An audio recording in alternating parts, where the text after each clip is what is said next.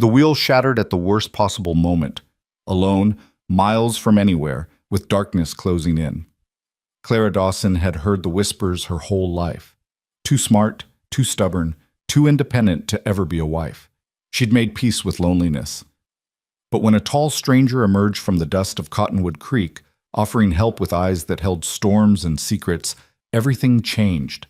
This is the story of a broken wheel, a quiet cowboy, and the forever that nobody thought possible. Stay with me until the end, and comment what city you're watching from. I want to see how far this story travels. The sun was dying over Cottonwood Creek, bleeding crimson and gold across the Colorado Territory sky, when Clara Dawson's life changed forever. She just didn't know it yet. The crack came first, sharp as a gunshot, violent enough to make her mare whinny and sidestep. Then the lurch, the sickening drop of the left side of her wagon as wood splintered and the wheel gave way completely. Clara grabbed the seat rail with both hands, her heart hammering as the wagon tilted at a dangerous angle, books and supplies sliding across the bed with a clatter that seemed impossibly loud in the empty prairie. "Whoa! Easy, Rosie, easy, girl," Clara called out, keeping her voice steady even as panic fluttered in her chest. The mare settled, sides heaving, and Clara carefully climbed down from the crippled wagon to assess the damage. It was worse than she'd feared. The wheel hadn't just cracked, it had shattered, spokes jutting out like broken bones. The iron rim twisted beyond any repair she could manage on her own. Clara pushed a loose strand of dark hair from her face and looked around at the empty landscape stretching in every direction. Rolling prairie grass painted amber by the setting sun, a few scraggly cottonwoods along a distant creek bed. No ranch houses, no other travelers, nothing but wind and sky, and the growing certainty that she'd made a terrible mistake. She'd left Silverton that morning, determined to make the journey to Juniper Springs on her own, despite everyone's warnings. A woman alone shouldn't travel these roads, they'd said. Not safe for someone like you, Miss Dawson. She could still hear the disapproval in Mrs. Henderson's voice, the way the older woman had pursed her lips when Clara announced she'd accepted the teaching position in Juniper Springs and would be making the journey herself. But Clara had been defying Mrs. Henderson and people like her for most of her 26 years. Being born a woman with a mind that hungered for knowledge and a voice that refused to stay silent had made her an oddity in most circles. The schoolteacher who never married. Too educated for her own good, they whispered. Too opinionated. Too independent. A spinster before 30, mark my words. Clara had learned to wear their judgment like armor. She'd made peace with loneliness, told herself that solitude was better than settling, that a life of teaching and books and independence was enough. It had to be enough, because no man had ever looked at her with anything but wariness or fleeting curiosity that faded the moment she expressed an opinion or mentioned the 3 years she'd spent at the women's college in Denver.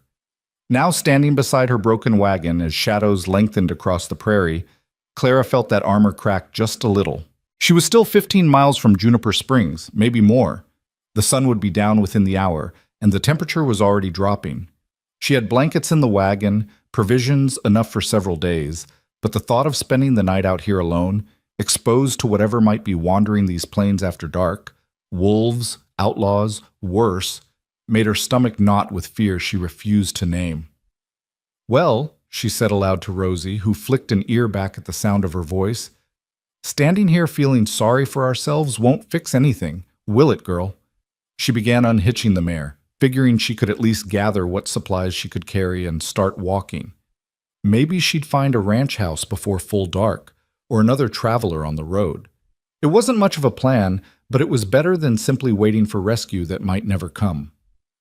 Clara had just finished securing Rosie's bridle when the sound of hoofbeats made her freeze. Her hand instinctively went to the small pistol she kept in her pocket, a gift from her father before he died.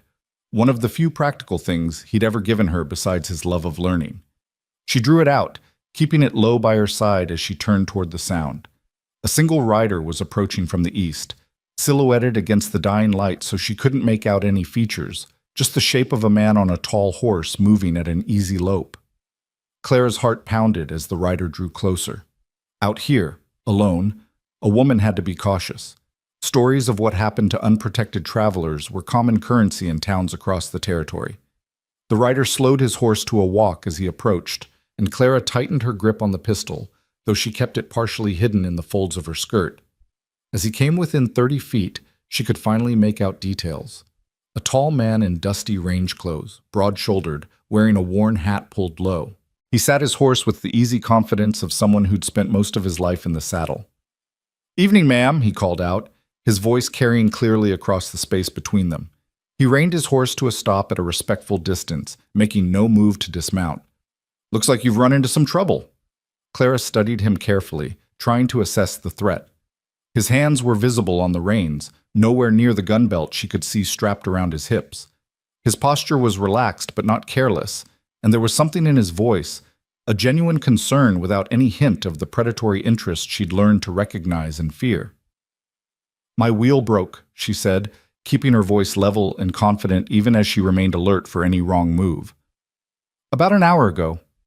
The rider nudged his horse a few steps closer, then stopped again when he noticed the slight shift in Clara's stance. He raised one hand slowly, palm out in a gesture of peace. "I mean, no harm, ma'am. Just saw you from the ridge yonder and thought you might need assistance." He tilted his head slightly, and she could see his face better now in the fading light.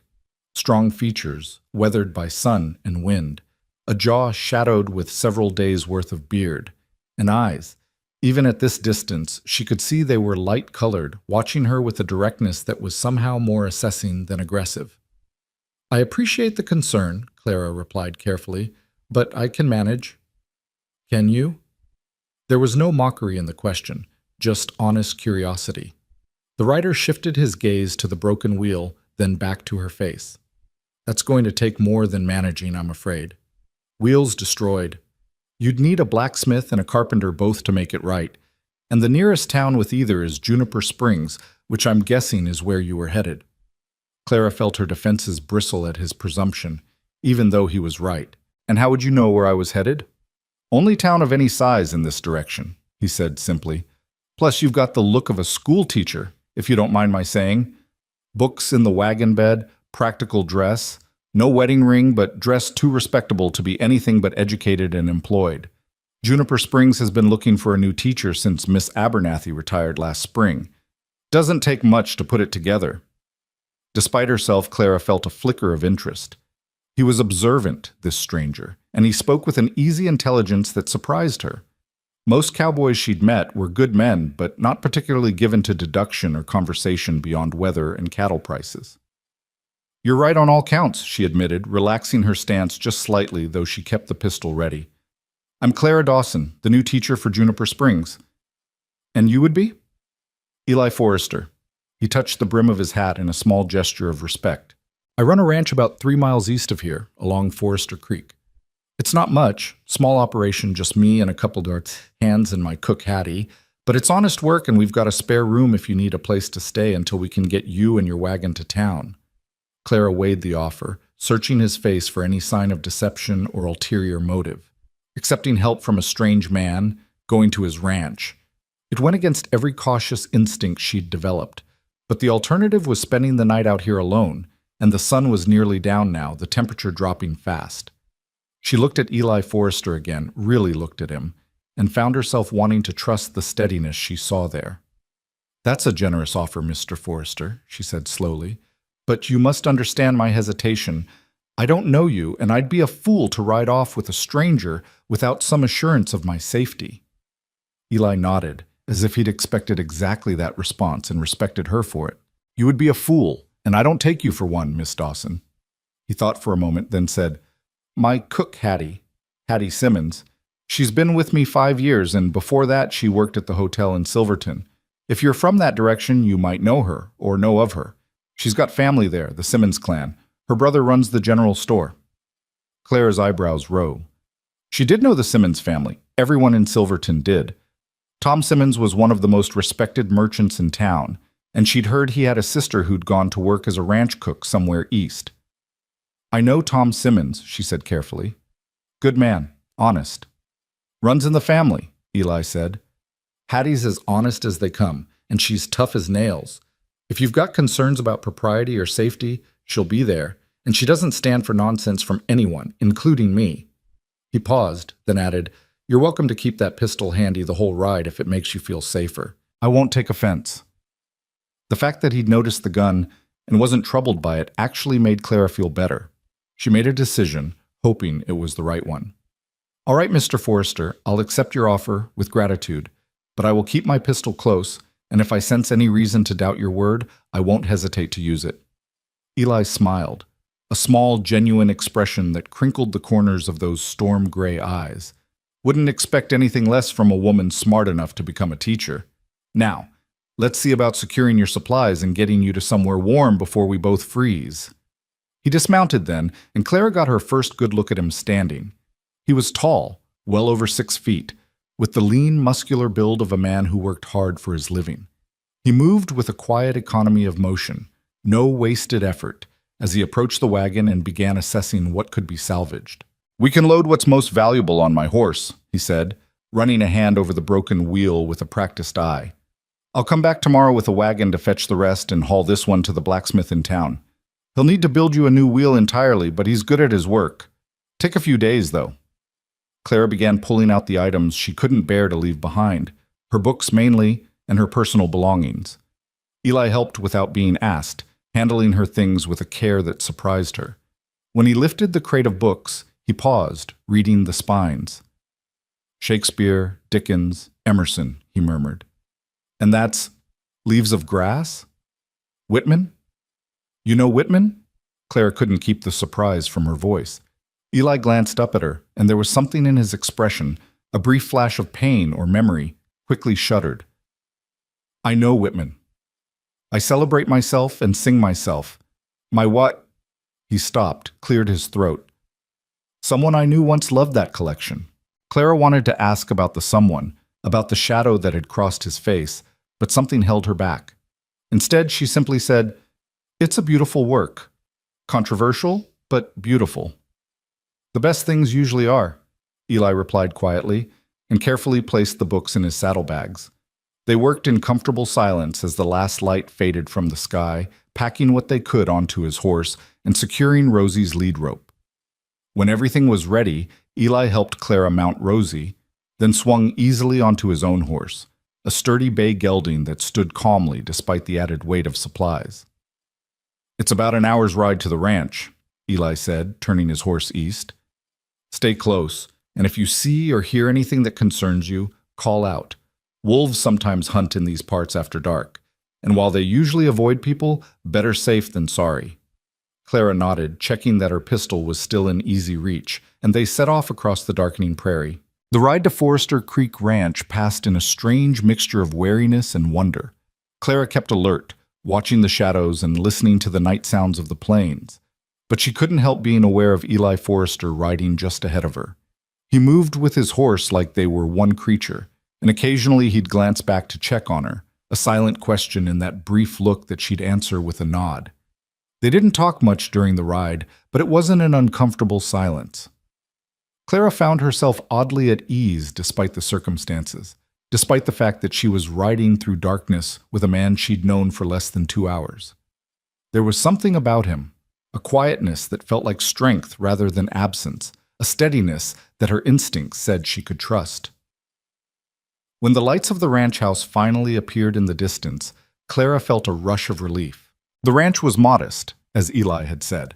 A main house, a barn, a few outbuildings clustered near a line of trees that marked the creek. But even in the darkness, it looked solid and welcoming, smoke rising from the chimney and warm light glowing in the windows. As they approached, the front door opened and a woman appeared, backlit by the light from inside. She was large and formidable looking, with her hands on her hips and a stance that suggested she could handle whatever trouble came her way. "Eli Forrester, where have you been?" the woman called out. "Supper's been waiting an hour, and—" She stopped as she caught sight of Clara. "Well now, who's this?" "Hattie, this is Miss Clara Dawson, the new teacher for Juniper Springs," Eli said as they rode into the yard. "Had some trouble on the road, broken wheel. I offered her hospitality for the night until we can get her and her wagon sorted out." Hattie's expression shifted immediately from irritation to concern and welcome. She hurried down the porch steps as Eli dismounted and moved to help Clara down from Rosie. "Broken wheel? Out on that road alone?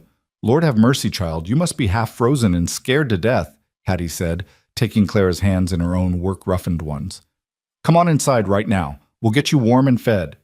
Eli, you see to those horses, and don't you dare track mud in my kitchen when you come in." "Yes, ma'am," Eli said, and Clara thought she detected a hint of amusement in his voice. Hattie ushered Clara into the ranch house, and the warmth hit her like a physical thing. The interior was simple but comfortable. Wooden floors worn smooth by years of use, sturdy furniture that looked handmade. And everywhere Clara looked, evidence of a life being lived. A book lay open on a side table. A half-finished mending project sat in a basket by the fireplace. The smell of something delicious, stew, Clara thought, filled the air and made her stomach growl. "You poor thing," Hattie said, guiding Clara to a chair near the fire. "Let me get you some coffee, and then we'll get some hot food in you. Don't you worry about a thing. You're safe here, and I don't care what anyone might say about propriety. A woman alone in trouble deserves help. Full stop." Clara felt tears prick her eyes at the simple kindness, and she blinked them back, not wanting to appear weak. "Thank you, Mrs. Simmons. Your brother Tom speaks very highly of you." Hattie's face lit up. "You know my Tom? Well, isn't that something? Any friend of Tom's is family here. Now you sit tight while I get that coffee." She bustled off to the kitchen, leaving Clara alone for a moment to take in her surroundings more carefully. The room was neat but lived in, with the kind of comfort that came from someone actually caring about making a house a home. Her eyes traveled over the bookcases, and there were several, she noted with interest, packed with volumes that ranged from agricultural journals to what looked like classic literature. On the mantel above the fireplace, she noticed a daguerreotype in a simple frame, a young woman, pretty and delicate-looking, holding a baby. Even in the sepia tones of the photograph, Clara could see the joy in the woman's face, the way she looked at the camera, or more likely, at whoever was taking the picture, with complete trust and love. "Here we are," Hattie said, returning with a steaming mug of coffee that Clara accepted gratefully. The older woman's eyes followed Clara's gaze to the photograph, and her expression softened with sadness. "That's Sarah and little Emma, Eli's wife and daughter. Lost them both to fever 4 years back." Clara's heart clenched. "I'm so sorry," she said softly.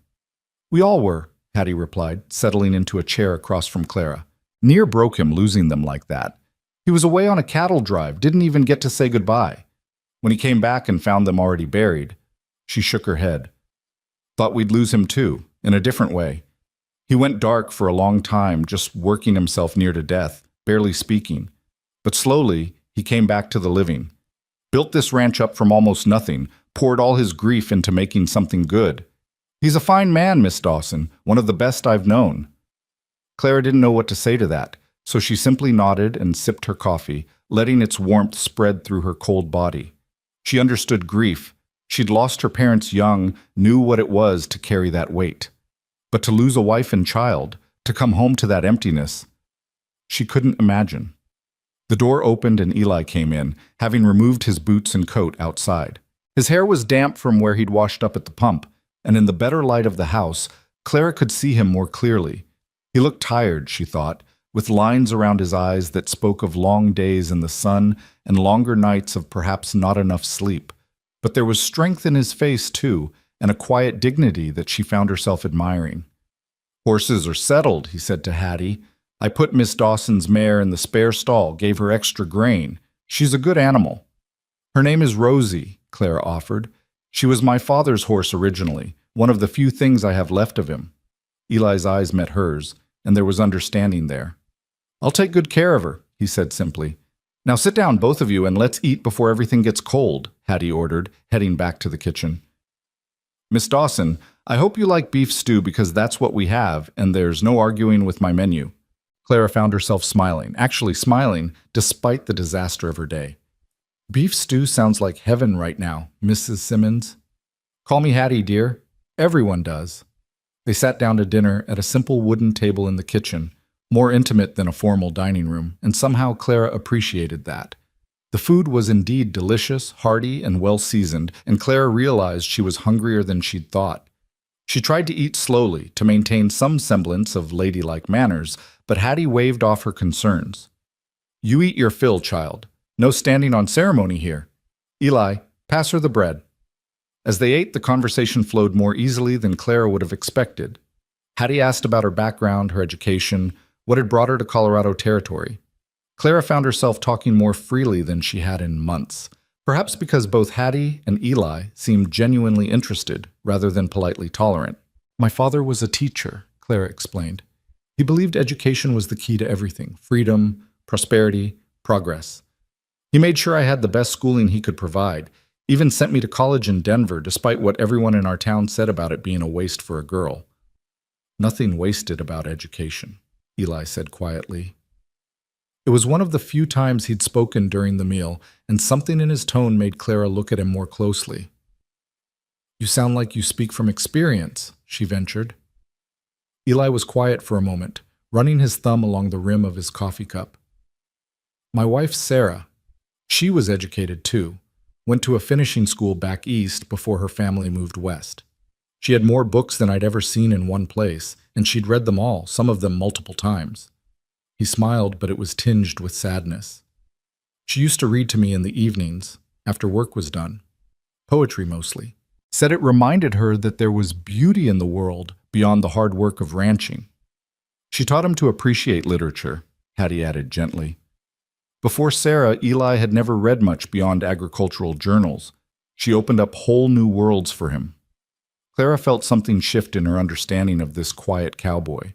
He wasn't just being polite about her education. He genuinely valued it, understood its importance in a way that most men in her experience simply didn't. "What happened to her books?" Clara asked softly. "They're here," Eli said, gesturing toward the other room. "In those bookcases you were looking at. I couldn't bear to part with them. Sometimes I still read them, hear her voice in the words." He cleared his throat, as if embarrassed by revealing so much. "I'm sorry, that's probably more than you wanted to know." "No," Clara said quickly. "No, I think it's beautiful that you kept them, that you still read them." Their eyes met across the table, and Clara felt something pass between them, a recognition, perhaps, of shared understanding. They were both people who'd loved and lost, who'd found solace in books and ideas, who didn't quite fit the simple molds their world tried to press them into. Hattie, watching this exchange with interest, stood abruptly. "Well now, I think Miss Dawson is about to fall asleep in her stew, and I've got early baking to do tomorrow. Eli, you show her to the spare room while I clean up here." "I can help with the dishes," Clara protested, but Hattie waved her off. "Absolutely not. You're a guest and you've had a trying day. Go on now, get yourself to bed. Everything will look better in the morning. It always does." Eli led Clara through the house to a small but comfortable bedroom. The bed was already made with clean sheets, and there was a pitcher of water on the washstand, towels neatly folded beside it. "I brought your personal bag in," Eli said, indicating the carpet bag sitting on a chair. "Your books and other supplies are still in the barn, but they'll be safe there until we can get you to town." "Thank you," Clara said, "for everything. I know I was suspicious when you first offered help, but you had every right to be," Eli interrupted gently. "A woman alone has to be careful. I'm glad you were. It shows good sense." He started to leave, then paused at the door. "Miss Dawson, I'm glad you trusted me enough to come here. Not everyone would have." "I'm glad I did too, Mr. Forrester," Clara replied honestly. After he left, closing the door softly behind him, Clara changed into her nightgown and crawled into bed. The sheets smelled of lavender and sunshine, and the mattress was far more comfortable than she'd expected.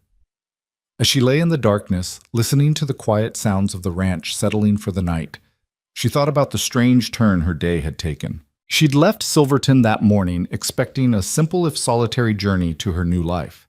Instead, her wagon had broken, and she'd met a cowboy with sad eyes and a love for poetry. A man who'd built a ranch from grief and still read the books his dead wife had loved. A man who'd noticed she was educated and found it admirable rather than threatening.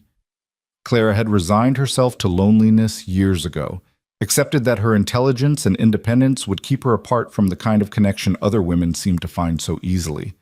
But lying there in that borrowed bed, she felt something unfamiliar stirring in her chest, something that felt dangerous and hopeful all at once.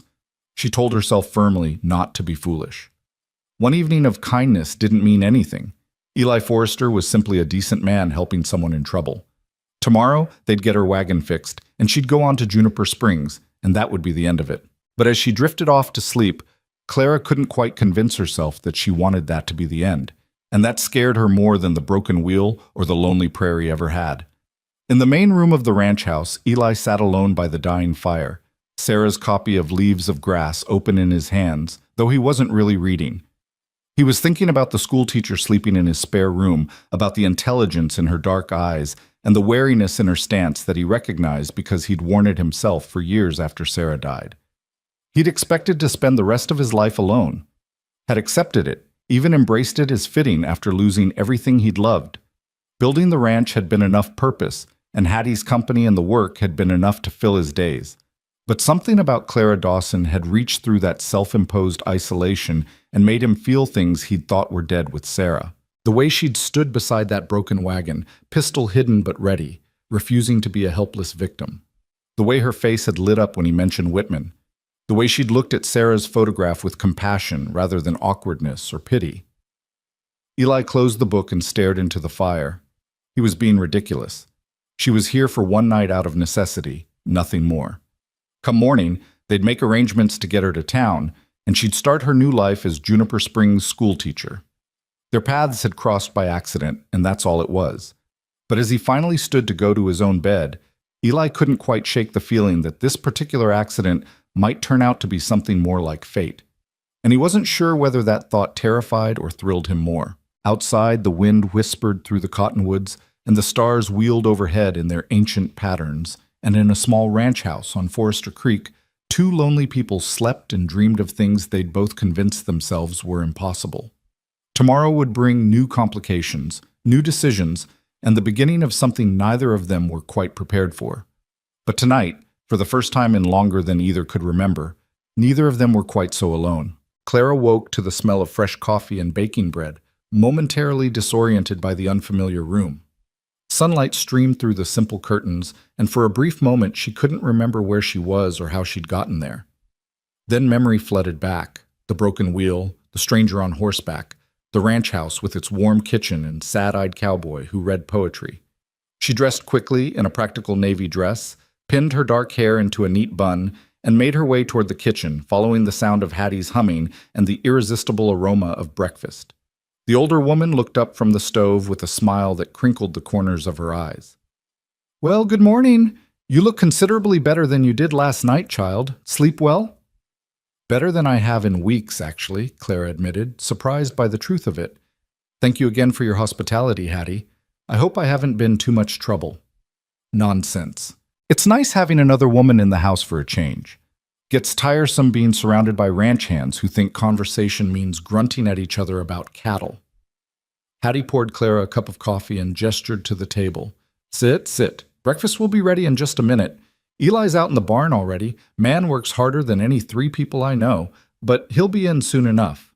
Clara sat, wrapping her hands around the warm mug and watching Hattie work. There was something deeply comforting about the older woman's presence, a maternal quality that Clara had missed since her own mother's death years ago.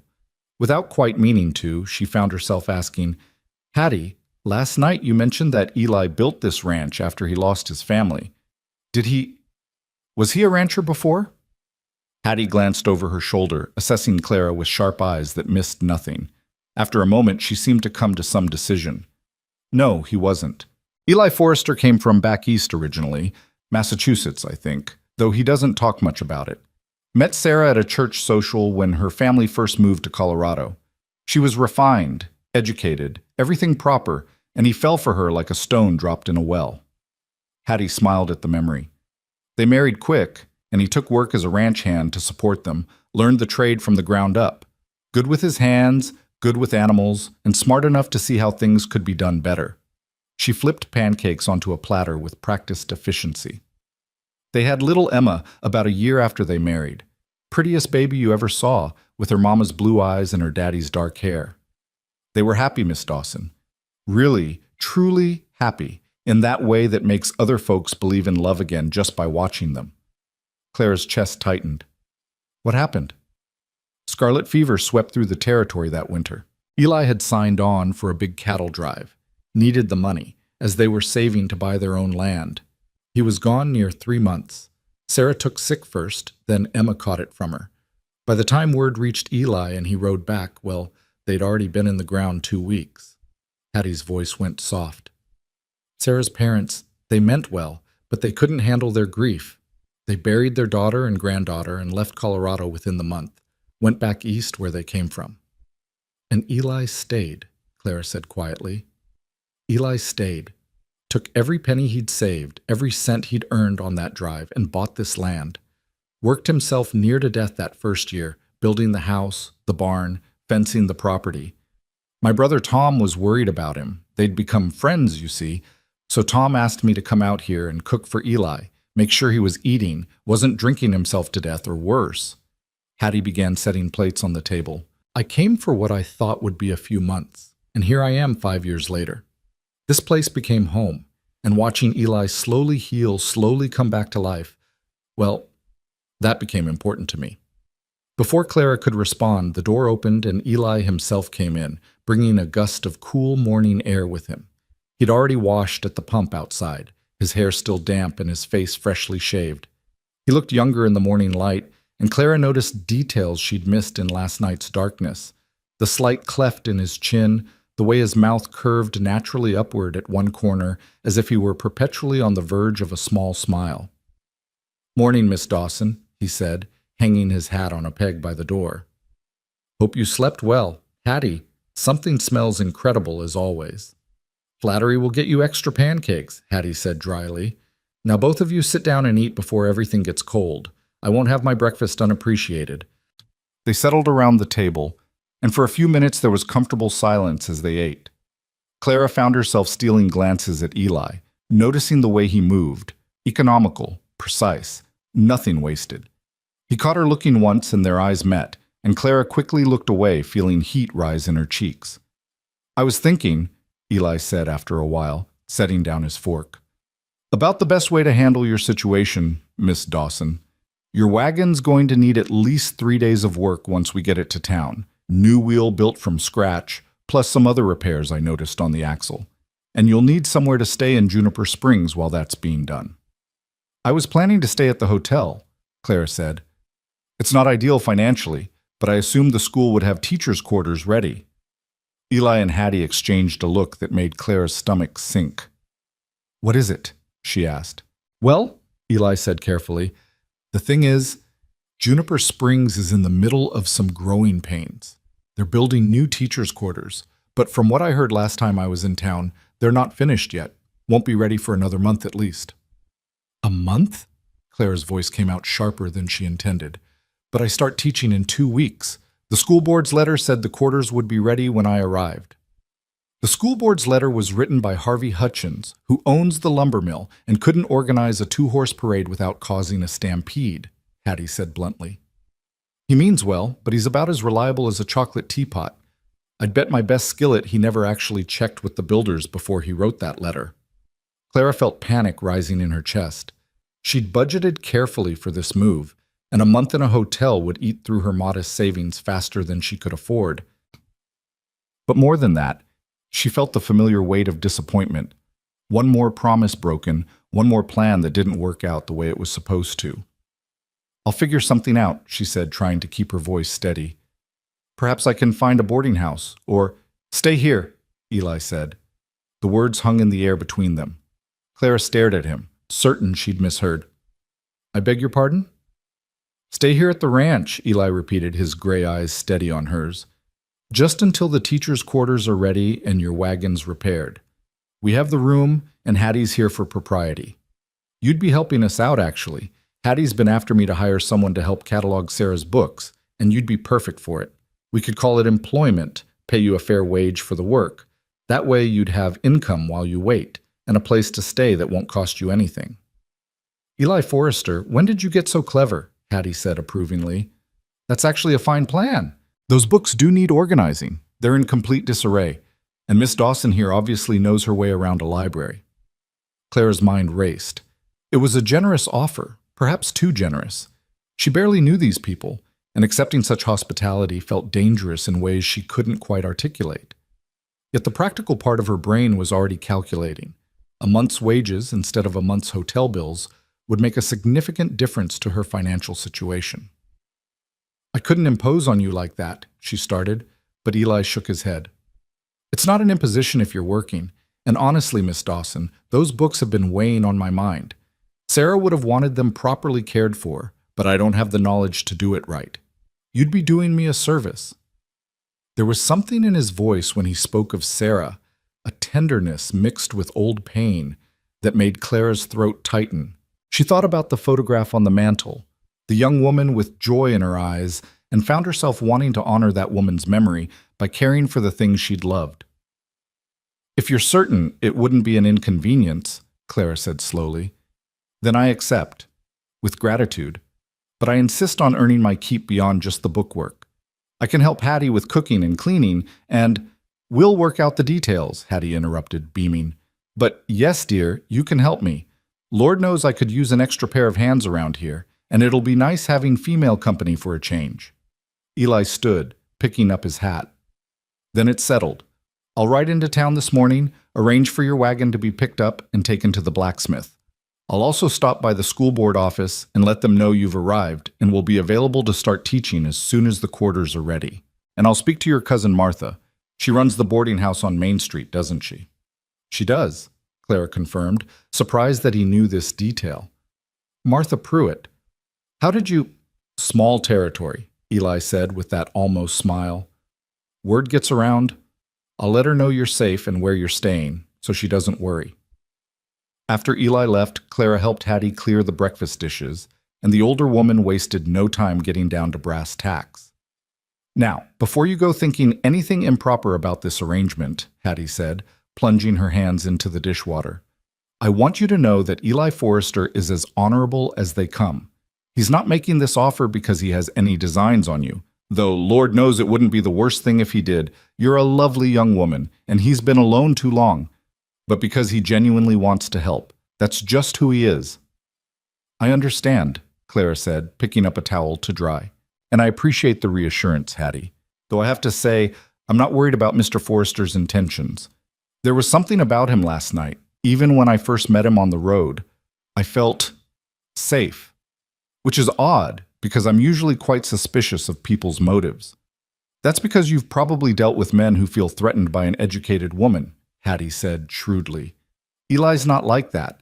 Sarah taught him to appreciate intelligence in women, and more than that, she taught him that a true partnership means respecting your partner's mind as much as anything else." They worked in companionable silence for a few minutes. Then Hattie said, "Can I give you some advice, Miss Dawson? Woman to woman?" "Of course. Don't close yourself off to possibilities just because you've been disappointed before. I saw the way you looked at him this morning, and I saw the way he looked at you last night when you were talking about books and education. There's something there, something worth paying attention to. I'm not saying rush into anything. Lord knows both of you have wounds that need respecting, but don't let fear make you blind to what might be right in front of you." Clara felt her cheeks warm. "Hattie, I'm here for one reason, to teach. I've made peace with the fact that marriage isn't in my future. Men don't want wives who are smarter than them or who have opinions about things beyond household management. Some men don't," Hattie agreed, "but some men do. And you might just be standing in the kitchen of one of them right now." Before Clara could respond to that, Hattie changed the subject, asking about Clara's teaching plans and what books she'd be using for her students. But the words lingered in Clara's mind as they finished the dishes, and Hattie showed her to the room where Sarah's books were kept. It was a small study off the main living area, lined with shelves that were indeed in complete disarray. Books were stacked horizontally and vertically with no apparent system, some lying open as if someone had set them down mid-reading and never returned, others with slips of paper marking pages. Clara ran her fingers along the spines, reading titles that ranged from philosophy to poetry, from scientific treatises to romantic novels. "Sarah read everything," Hattie said from the doorway. "Didn't matter the subject. If it was in print, she wanted to know about it. Eli said sometimes she'd have 3 or 4 books going at once, jumping between them depending on her mood." Clara pulled out a volume of Wordsworth and opened it carefully. On the inside cover, in delicate feminine script, was written, "To my darling Eli, who sees poetry in every sunrise, may we share 1,000 more together, your Sarah." The inscription was dated 5 years ago, just months before Sarah and Emma had died. Clara felt tears prick her eyes and quickly blinked them back. She carefully replaced the book and turned to Hattie. "I'll take good care of these," she said softly. "I promise." "I know you will, dear. Now, I'll leave you to get started. Take your time, figure out what you need. Paper for making lists, perhaps, or boxes for sorting. Anything you need, just ask." After Hattie left, Clara stood alone in the small room, surrounded by the beloved books of a woman she'd never met but felt she was beginning to know. Sarah Forrester had loved learning, had valued education, had seen beauty in the world, and wanted to share it with the man she loved. In these books, Clara could trace the outline of a kindred spirit, someone who'd understood that knowledge was its own kind of freedom, that words could transport you beyond the limitations of your circumstances.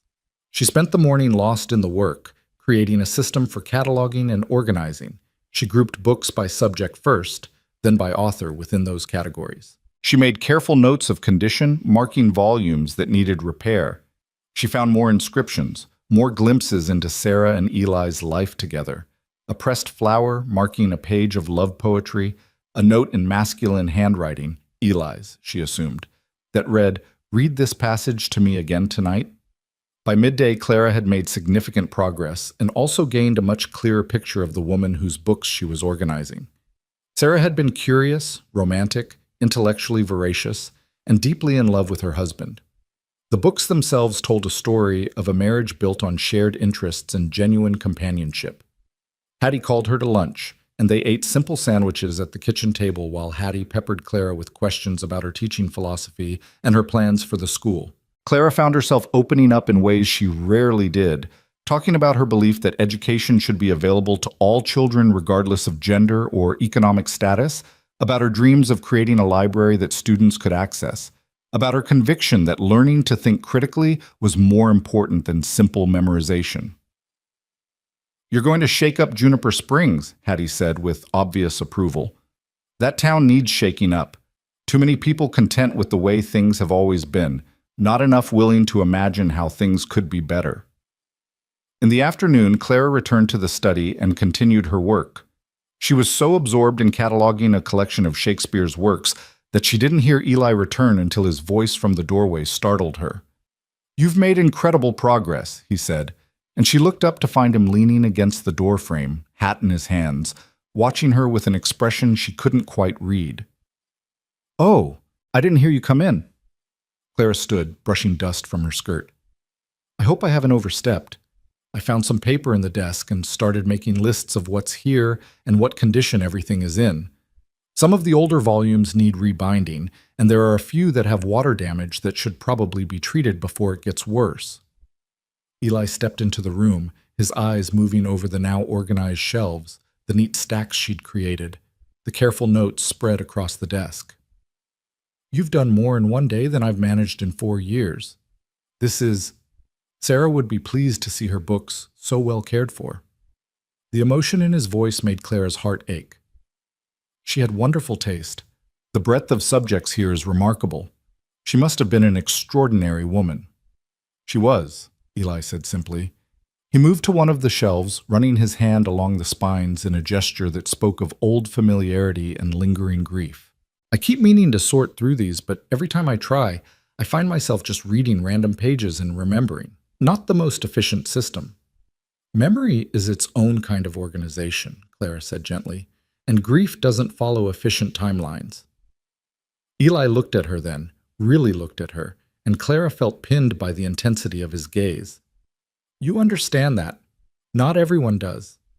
"I lost both my parents before I turned 20, Clara said. "My father first, then my mother 2 years later.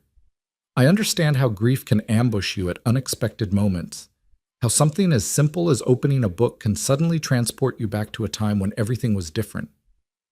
They stood in silence for a moment, and Clara had the strange sensation that something significant was happening, though she couldn't have explained what.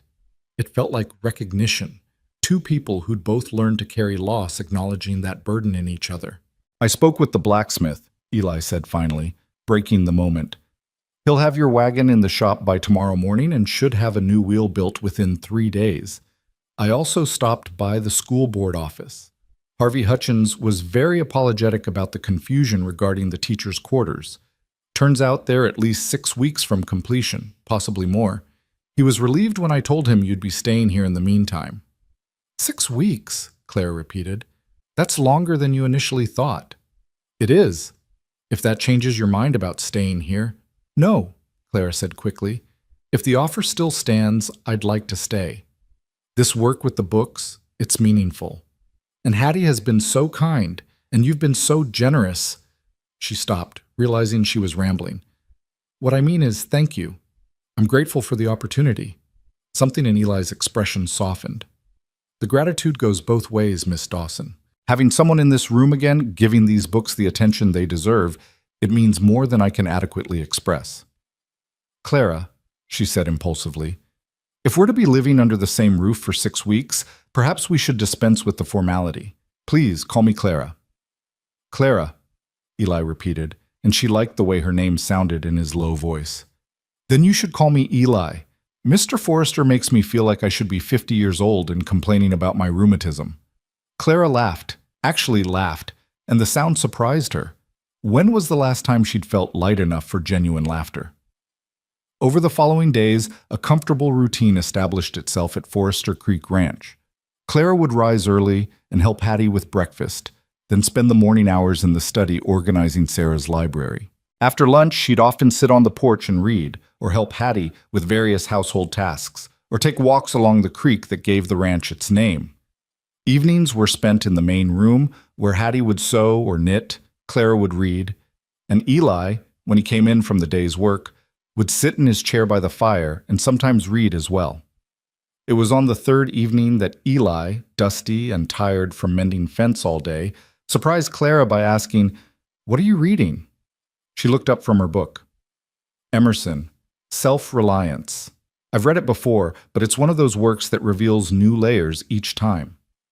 Trust thyself. Every heart vibrates to that iron string, Eli quoted quietly. Clara's eyebrows rose. You know Emerson? Sarah used to read his essays aloud to me, said I needed to understand transcendentalism if I was going to be married to her. His mouth quirked in that almost smile. I'll confess I didn't understand half of what Emerson was getting at, but Sarah had a way of making even the most complex philosophy seem relevant to daily life. What did you make of his ideas? Clara asked, genuinely curious. Eli thought about it, absently turning his coffee cup between his hands. I think he was right about self-reliance in principle, but I also think he maybe didn't fully appreciate how much we need each other. Out here, on the frontier, you can't survive by relying only on yourself. You need community, need people you can trust to help when times are hard. Maybe that's not what he meant, but that's what I took from it. Clara found herself impressed by his thoughtfulness. Many men would have dismissed Emerson entirely as impractical Eastern thinking, but Eli had engaged with the ideas seriously and formed his own nuanced opinion. I think you might be reading him more clearly than many scholars do, she said. There's a difference between self-reliance and isolation. One is strength, the other is just loneliness dressed up as philosophy. Is that what you think you've been doing? Eli asked quietly. Dressing up loneliness as philosophy? The question hit closer to home than Clara was comfortable with. She'd spent years telling herself that her solitary life was a choice, that her independence was empowering, that she didn't need what other women seemed to want. But sitting in this warm room, with Hattie humming over her mending and Eli watching her with those storm-gray eyes, Clara had to confront the possibility that she'd been lying to herself. Perhaps, she admitted, I told myself I'd chosen to be alone, that it was better than compromising who I was to fit someone else's expectations. But maybe the truth is I was just protecting myself from disappointment. Can't say I blame you for that, Eli said. Disappointment hurts. Loss hurts worse. Is that why you've stayed alone since Sarah? The question was out before Clara could stop it. Too personal, too intrusive. I'm sorry, that was inappropriate. No, it's all right, Eli interrupted. You're right to wonder. The answer is yes and no. At first I stayed alone because I couldn't imagine being with anyone else. Sarah was everything to me, and when she died, it felt like the part of me that could love someone had died with her. But as time passed, I realized I wasn't staying alone out of loyalty to her memory. I was staying alone because I was scared. Scared of going through that kind of loss again. Scared of caring about someone and then having them taken away. That's a reasonable fear, Clara said softly. Reasonable, maybe, but also limiting. Eli set down his coffee cup and leaned forward, elbows on his knees. Sarah used to tell me that the whole point of living was to be brave enough to connect with people, even knowing that loss is inevitable. She said that love, real love, was worth the risk of pain. I believed her then, trying to remember how to believe it now. The air in the room felt charged with something Clara couldn't name. Hattie had gone very still over her sewing, and Clara was acutely aware that whatever was happening in this conversation, it mattered. I spent my whole life being told I was too much, Clara heard herself say. Too smart, too opinionated, too ambitious. Men found me interesting for about 5 minutes. Then they'd realize I wasn't going to pretend to be less than I was to make them comfortable. After enough rejection, I convinced myself I didn't want what they were offering anyway. But sitting here, talking to you about Emerson and loss and fear, this is what I actually wanted all along, someone who could meet me where I am. Clara, Eli said, and there was something in the way he said her name that made her breath catch. But before he could continue, the sound of hoofbeats in the yard interrupted the moment. Eli stood quickly, hand going instinctively to the gun belt he'd removed after coming inside. Stay here, he said, moving to the door. Through the window, Clara could see 3 riders approaching the house in the dusk. They didn't look threatening exactly, but they moved with the kind of casual confidence that suggested they were used to being in charge. Eli stepped out onto the porch, and Clara heard him call out, "Evening, Marshal. What brings you out this way?" "Evening, Eli," came the response. "Sorry to bother you at this hour, but we've got a situation. Those outlaws that hit the bank in Silverton last week. We got word they're headed this direction, probably planning to cross into New Mexico territory. Governor wants a posse formed to track them down before they make it to the border." Clara's stomach clenched. She moved to the door, despite Eli's instructions to stay inside, and saw him talking with 3 men on horseback. The one in the middle wore a marshal's badge, and his face was grim. "How many men you need?" Eli asked. "As many as we can get.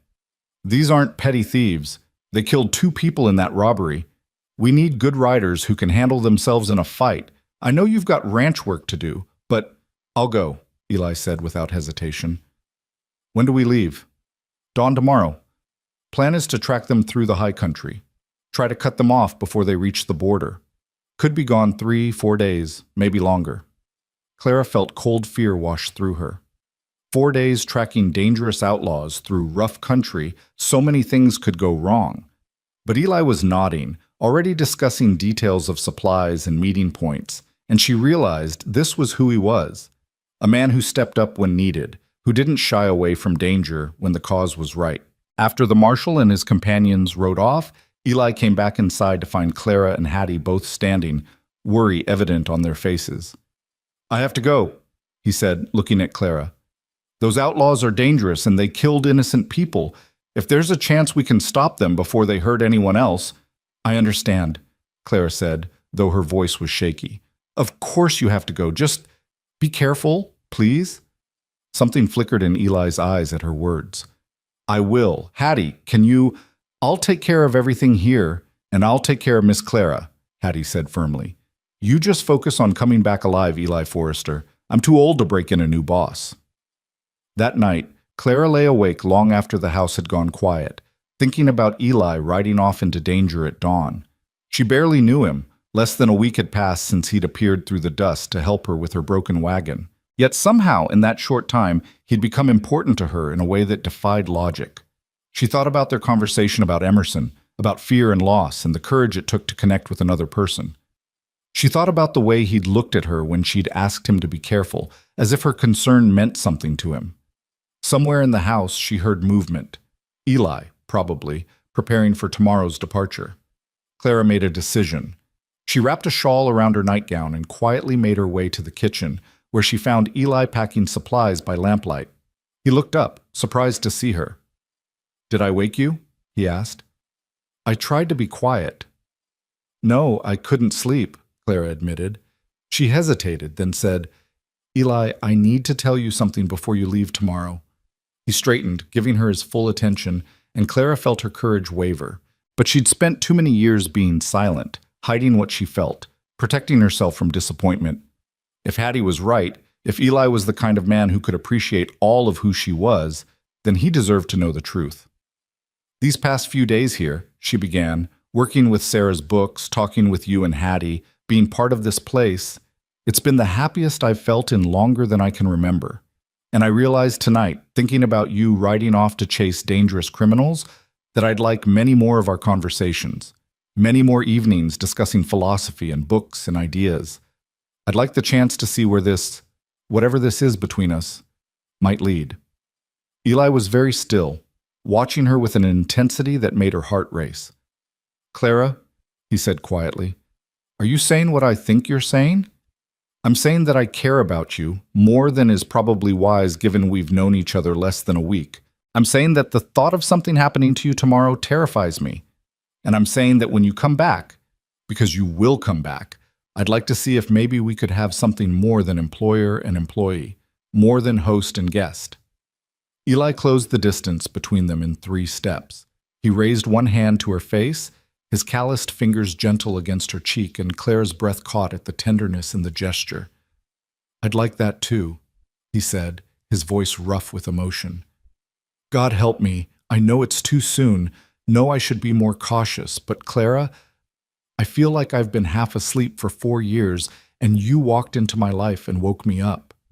I want every conversation we can have. I want to know everything about you, what you think, what you dream, what makes you laugh. Then come back safely, Clara whispered. Please. Eli leaned down slowly, giving her time to pull away if she wanted. But Clara didn't want to pull away.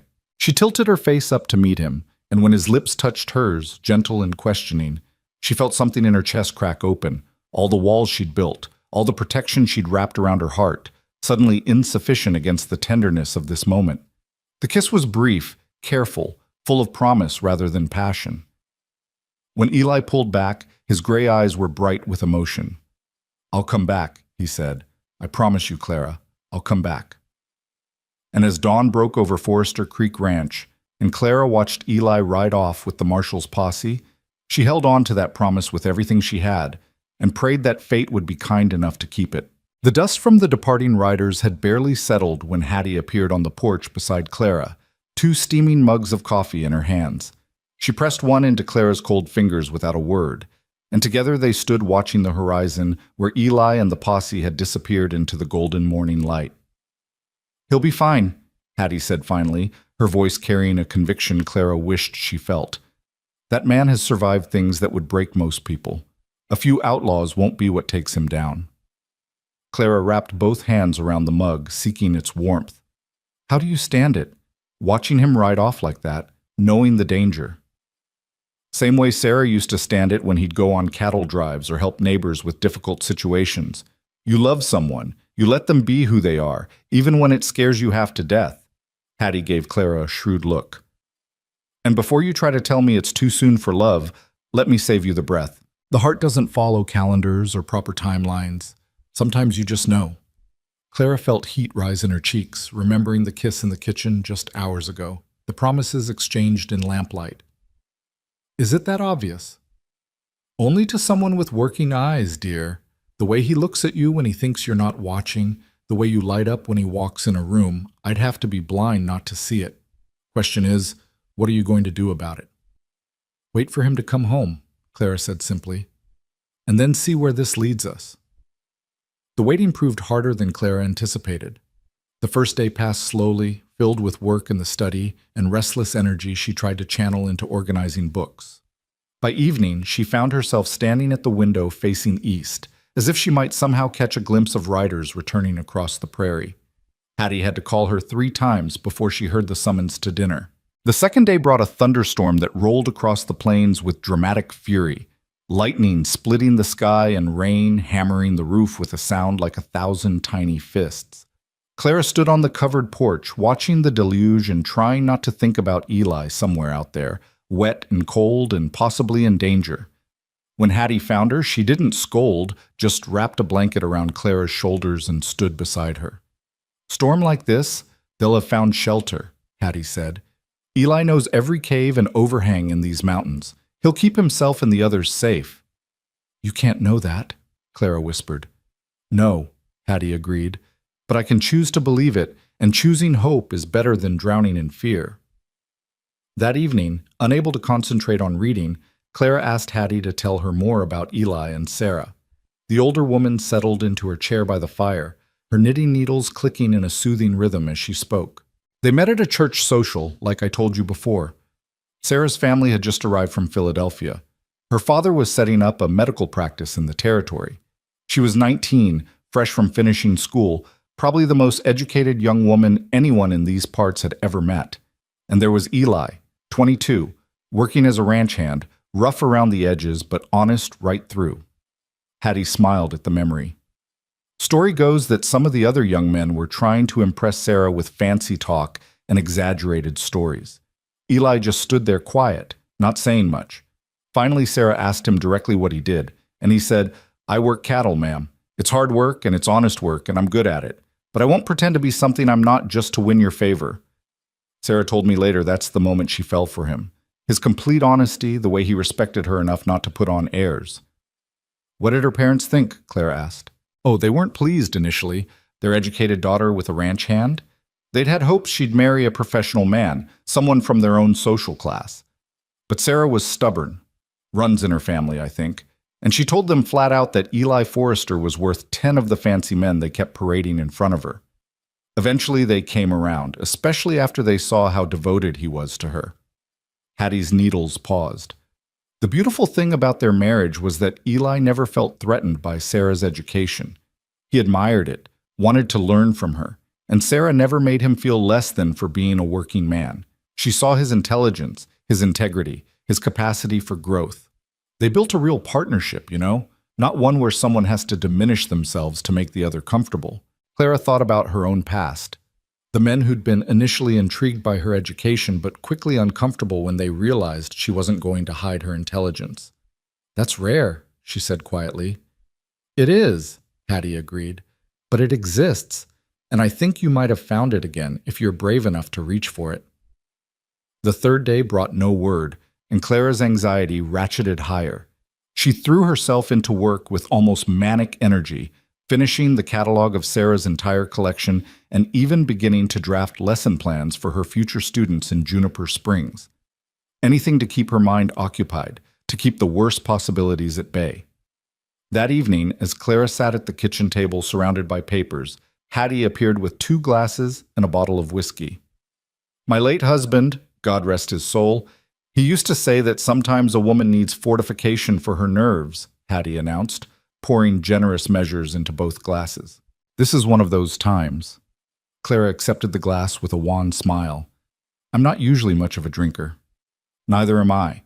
But tonight we make an exception. To Eli's safe return, and to women who are strong enough to love men who ride into danger." They clinked glasses and drank. The whiskey burned going down, but it did provide a certain warmth that helped ease the knot of tension in Clara's chest. As the evening wore on and the level in the bottle slowly dropped, Clara found herself talking more freely than she ever had with another woman. She told Hattie about her childhood, about a father who'd encouraged her education despite community disapproval, about a mother who'd supported her ambitions even while worrying she'd never find a husband. She talked about the loneliness of being different, of watching other women her age marry and have children while she remained apart, convinced she'd chosen books over love, because love was never really offered. "But it wasn't a choice," Clara said, the whiskey loosening her tongue. "Or at least not the choice everyone thought. I wasn't choosing books instead of love. I was choosing dignity instead of diminishment. I couldn't make myself smaller to fit into someone else's idea of what a woman should be." "Good for you," Hattie said firmly. "World needs more women who refuse to shrink." "But Hattie," Clara continued, tears suddenly threatening, "what if I've wasted all these years protecting myself from something that might have been wonderful? What if I finally found someone who sees me, really sees me, and he doesn't come back? What if I waited too long, was too cautious, and now I've lost my chance?" "Clara Dawson, you listen to me." Hattie reached across the table and gripped Clara's hand. "You didn't waste anything. Every experience, every disappointment, every moment of loneliness brought you to exactly where you needed to be. You needed to be strong enough, independent enough, sure enough of yourself to recognize a good man when you found him. If you'd met Eli 5 years ago, before Sarah died, he wouldn't have been available. If you'd met him 2 years ago, he wouldn't have been ready. And if you'd met him before you'd built your own strength, you might not have had the courage to stay when your wagon broke down. You think it was meant to be? Clara asked. That my wheel breaking was fate? I think life breaks things sometimes to show us what's really important.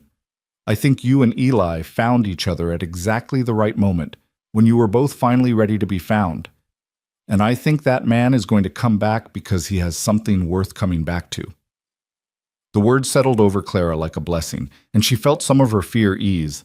Not disappear, she was still worried, still anxious, but at least now it was tempered with hope. The fourth morning dawned clear and cold, and Clara woke with a pounding headache from the whiskey and a sense of restless anticipation she couldn't shake. She helped Hattie with breakfast, then returned to the study, trying to distract herself with work. But her eyes kept drifting to the window, watching the road. It was mid-afternoon when she heard it. The sound of multiple horses approaching at speed. Her heart leaped into her throat as she dropped the book she'd been holding and ran to the porch, Hattie close behind her. 6 riders came into view, moving at a quick but controlled pace. Clara's eyes frantically scanned them, trying to count, trying to see if Eli was among them.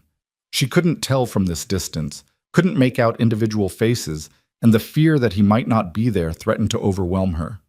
There, Hattie said, pointing. Second from the left. That's Eli's bay. Clara squinted against the afternoon sun, and yes, that was definitely Eli's horse. But was Eli on it? The rider's posture looked wrong somehow, slumped forward in a way that made Clara's blood run cold. Hattie, something's wrong. I see it. Come on, help me get water heated and bandages ready. If he's hurt, we'll need supplies. The next few minutes passed in a blur of activity as they prepared for the worst. By the time the riders reached the ranch, Clara had forced herself into a semblance of calm, though her hands shook as she stood on the porch waiting. The marshal was the first to dismount, his face grim with exhaustion and something else. Respect, Clara thought, or perhaps admiration. He touched his hat to Clara and Hattie. Ladies, we got them, all 4 outlaws in custody, and we recovered most of the stolen money. But it was a hard fight. Your man Forrester here, he's the reason we succeeded. Tracked them through terrain I wouldn't have thought passable, kept us on their trail when we'd have given up. And when it came to the confrontation, well, he saved at least 2 lives, maybe more. Is he hurt? Clara demanded, stepping forward.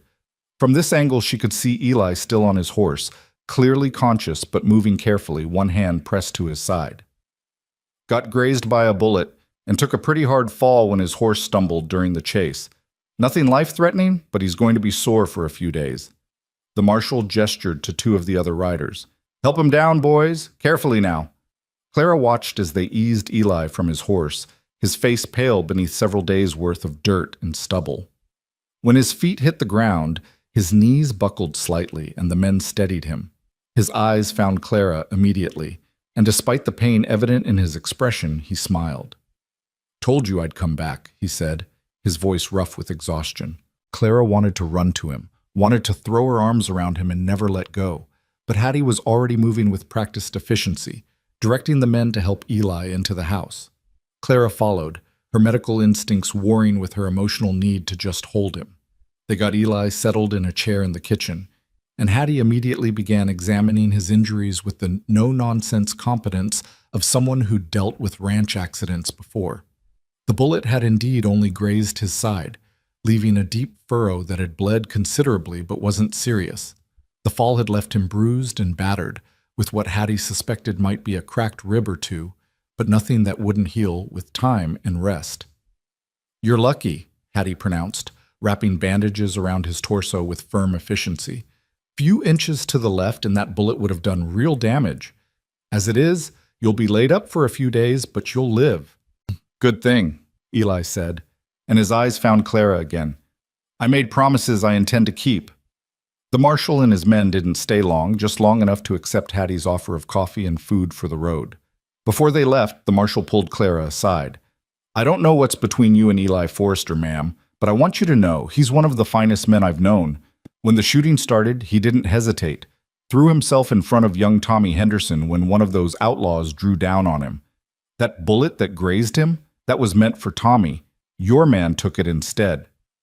Clara felt tears sting her eyes. He's not, we're not, maybe not yet, the marshal said kindly. But I saw the way he looked at you when we rode up, and I saw the way you're looking at him now. That's a man who has something to live for again, and I'm thinking you're that something. Don't let him slip away, Miss Dawson. Good men like that don't come along often. After the marshal and his men departed, Hattie shooed Clara into the kitchen with Eli while she went to prepare a proper meal for everyone. Clara pulled up a chair beside Eli, close enough that their knees almost touched. You saved someone's life, she said quietly. Did what anyone would have done, Eli replied, but she could see the exhaustion in every line of his body. No, not anyone. Most people freeze in moments like that, or they run, or they save themselves first. You threw yourself in front of a bullet meant for someone else. Clara reached out and took his hand, dirty and calloused and absolutely perfect. The marshal called you a hero. I'm not a hero, Clara. I'm just a man who's already lost too much. The thought of that boy Tommy dying, his parents going through what I went through, I couldn't let it happen. Not if I could stop it. You could have died, Clara whispered, and now the tears did fall, tracking down her cheeks unchecked. You promised me you'd come back, and you could have died. Eli raised his free hand to her face, wiping away tears with his thumb. But I didn't. I came back, just like I promised. I came back to you. The kiss was different this time, not careful and questioning like the one in the pre-dawn kitchen, but urgent and real, full of relief and need, and the bone-deep gratitude of two people who'd been given a second chance. Clara tasted salt from her own tears, and the dust from 4 days on the trail, and she didn't care. All that mattered was that he was here, alive, solid and real beneath her hands. When they finally broke apart, both breathing hard, Eli rested his forehead against hers. I thought about you the whole time I was gone. When we were tracking those outlaws through the mountains, when the bullets started flying, when I was lying on the ground after my horse fell, all I could think was that I had to make it back because there was this brilliant, beautiful woman waiting for me, and I'd just started to know her. I thought about you too, Clara admitted. I couldn't concentrate on anything. I kept imagining the worst, kept thinking that I'd finally found someone who saw me as I am, and I might lose him before we even had a chance. You won't lose me, Eli said fiercely. Not if I have any say in it. Clara, I know this is fast. Too fast by conventional standards, Clara interrupted. But conventional standards told me I'd be alone forever because I was too educated, too opinionated, too much. I'm done with conventional standards. Good, Eli said, and kissed her again. Softer this time, but no less meaningful. Because I'm done with them too. Over the next few days, as Eli recovered from his injuries, Clara found herself falling into a new kind of routine. She continued her work with the books, but now she'd often read passages aloud to Eli as he rested on the sofa, his eyes closed but a small smile playing at his lips. They talked for hours, about everything and nothing, about childhoods and dreams and fears and hopes. Clara learned that Eli had grown up in Massachusetts, the son of a shopkeeper who'd died young, leaving his family in poverty. He'd come west at 17 with nothing but determination and a willingness to work hard. He told her about learning to be a cowboy, about the mistakes he'd made and the lessons he'd learned. He spoke of Sarah with love, but without the raw grief that had been there before, as if Clara's presence had somehow given him permission to remember the good without being destroyed by the loss. In turn, Clara told Eli things she'd never shared with anyone, about the isolation of being the smartest girl in school, about male professors at college who'd been alternately patronizing and inappropriate, about job offers that had evaporated when school boards learned she had actual opinions about pedagogy. She told him about the men who'd courted her briefly before deciding she was too much work, and the women who'd whispered that she'd end up a lonely spinster if she didn't learn to hold her tongue. Their loss, Eli said simply when she finished, and my incredible good fortune. One evening, about a week after Eli's return, Claire received a letter from her cousin Martha in Juniper Springs. She read it aloud to Eli and Hattie over dinner, her voice full of excitement. Martha says the school is ready for me to come meet with the board and see the building. The teacher's quarters still aren't finished, but she's offered me a room at her boarding house until they are at family rates, she says, so it won't break my budget. She wants me to come to town this week if possible. That's wonderful news, Hattie said warmly. Those children are lucky to get you as their teacher. I'll take you, Eli said immediately. The doctor cleared me for light riding yesterday, and the trip to Juniper Springs is easy enough. We can make it in a day if we start early. Clara looked at him across the table, this man who'd become so important to her in such a short time, and felt a complicated mix of excitement and apprehension. Going to Juniper Springs meant starting her new life, taking up the position she'd worked so hard to earn, but it also meant leaving the ranch, leaving this bubble of happiness she'd found with Eli and Hattie. Once she moved to town, everything would change. As if reading her thoughts, Eli said quietly, Clara, just because you're going to Juniper Springs doesn't mean this ends. The ranch is only a few miles from town. I can visit. You can come here on weekends if you want. We'll figure it out. Promise? She asked, hating how uncertain she sounded. Promise, he said firmly. You're not getting rid of me that easily, school teacher. They set out for Juniper Springs 2 days later, riding side by side under a sky so blue it almost hurt to look at. Eli was still moving a bit carefully, favoring his injured side, but he sat his horse with the same easy confidence Clara had first noticed. As they rode, he pointed out landmarks and told her stories about the territory, painting a picture of a community that was rough around the edges but fundamentally decent. The school board is made up of Harvey Hutchins. You'll remember him from the confusion about your quarters, Tom Chen, who owns the general store, and Reverend Samuel Matthews. Harvey means well, but he's disorganized. Tom is sharp as a tack and fair-minded. The Reverend is traditional, but he genuinely cares about education. They might be taken aback at first by how modern your teaching methods are, but if you're patient with them, they'll come around. And if they don't, Clara asked, then you do what you think is right anyway, and eventually they'll see the results in their children and realize you were right all along. Eli glanced at her with a smile. You're going to be amazing, Clara. Those kids are going to love you. Juniper Springs turned out to be larger than Clara expected. A town of perhaps 500 souls clustered around a main street lined with wooden buildings.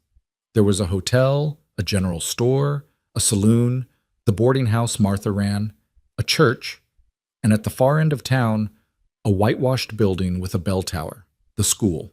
Martha Pruitt was waiting on the porch of her boarding house when they arrived, and she swept Clara into a fierce hug the moment she dismounted. Thank God you're safe. When Tom Simmons' sister sent word that you were staying at Forrester Ranch, I was worried sick. A woman alone with a strange man. Hattie Simmons was there the entire time, Clara interrupted gently. And Mr. Forrester has been nothing but a gentleman. He saved my life, actually, when my wagon broke down miles from anywhere. Martha pulled back and gave Eli a thorough once-over, her eyes sharp and assessing. Eli met her gaze steadily, making no attempt to charm or deflect. Finally, Martha nodded. Hattie speaks well of you, and my cousin looks happy. Happier than I've seen her in years, actually.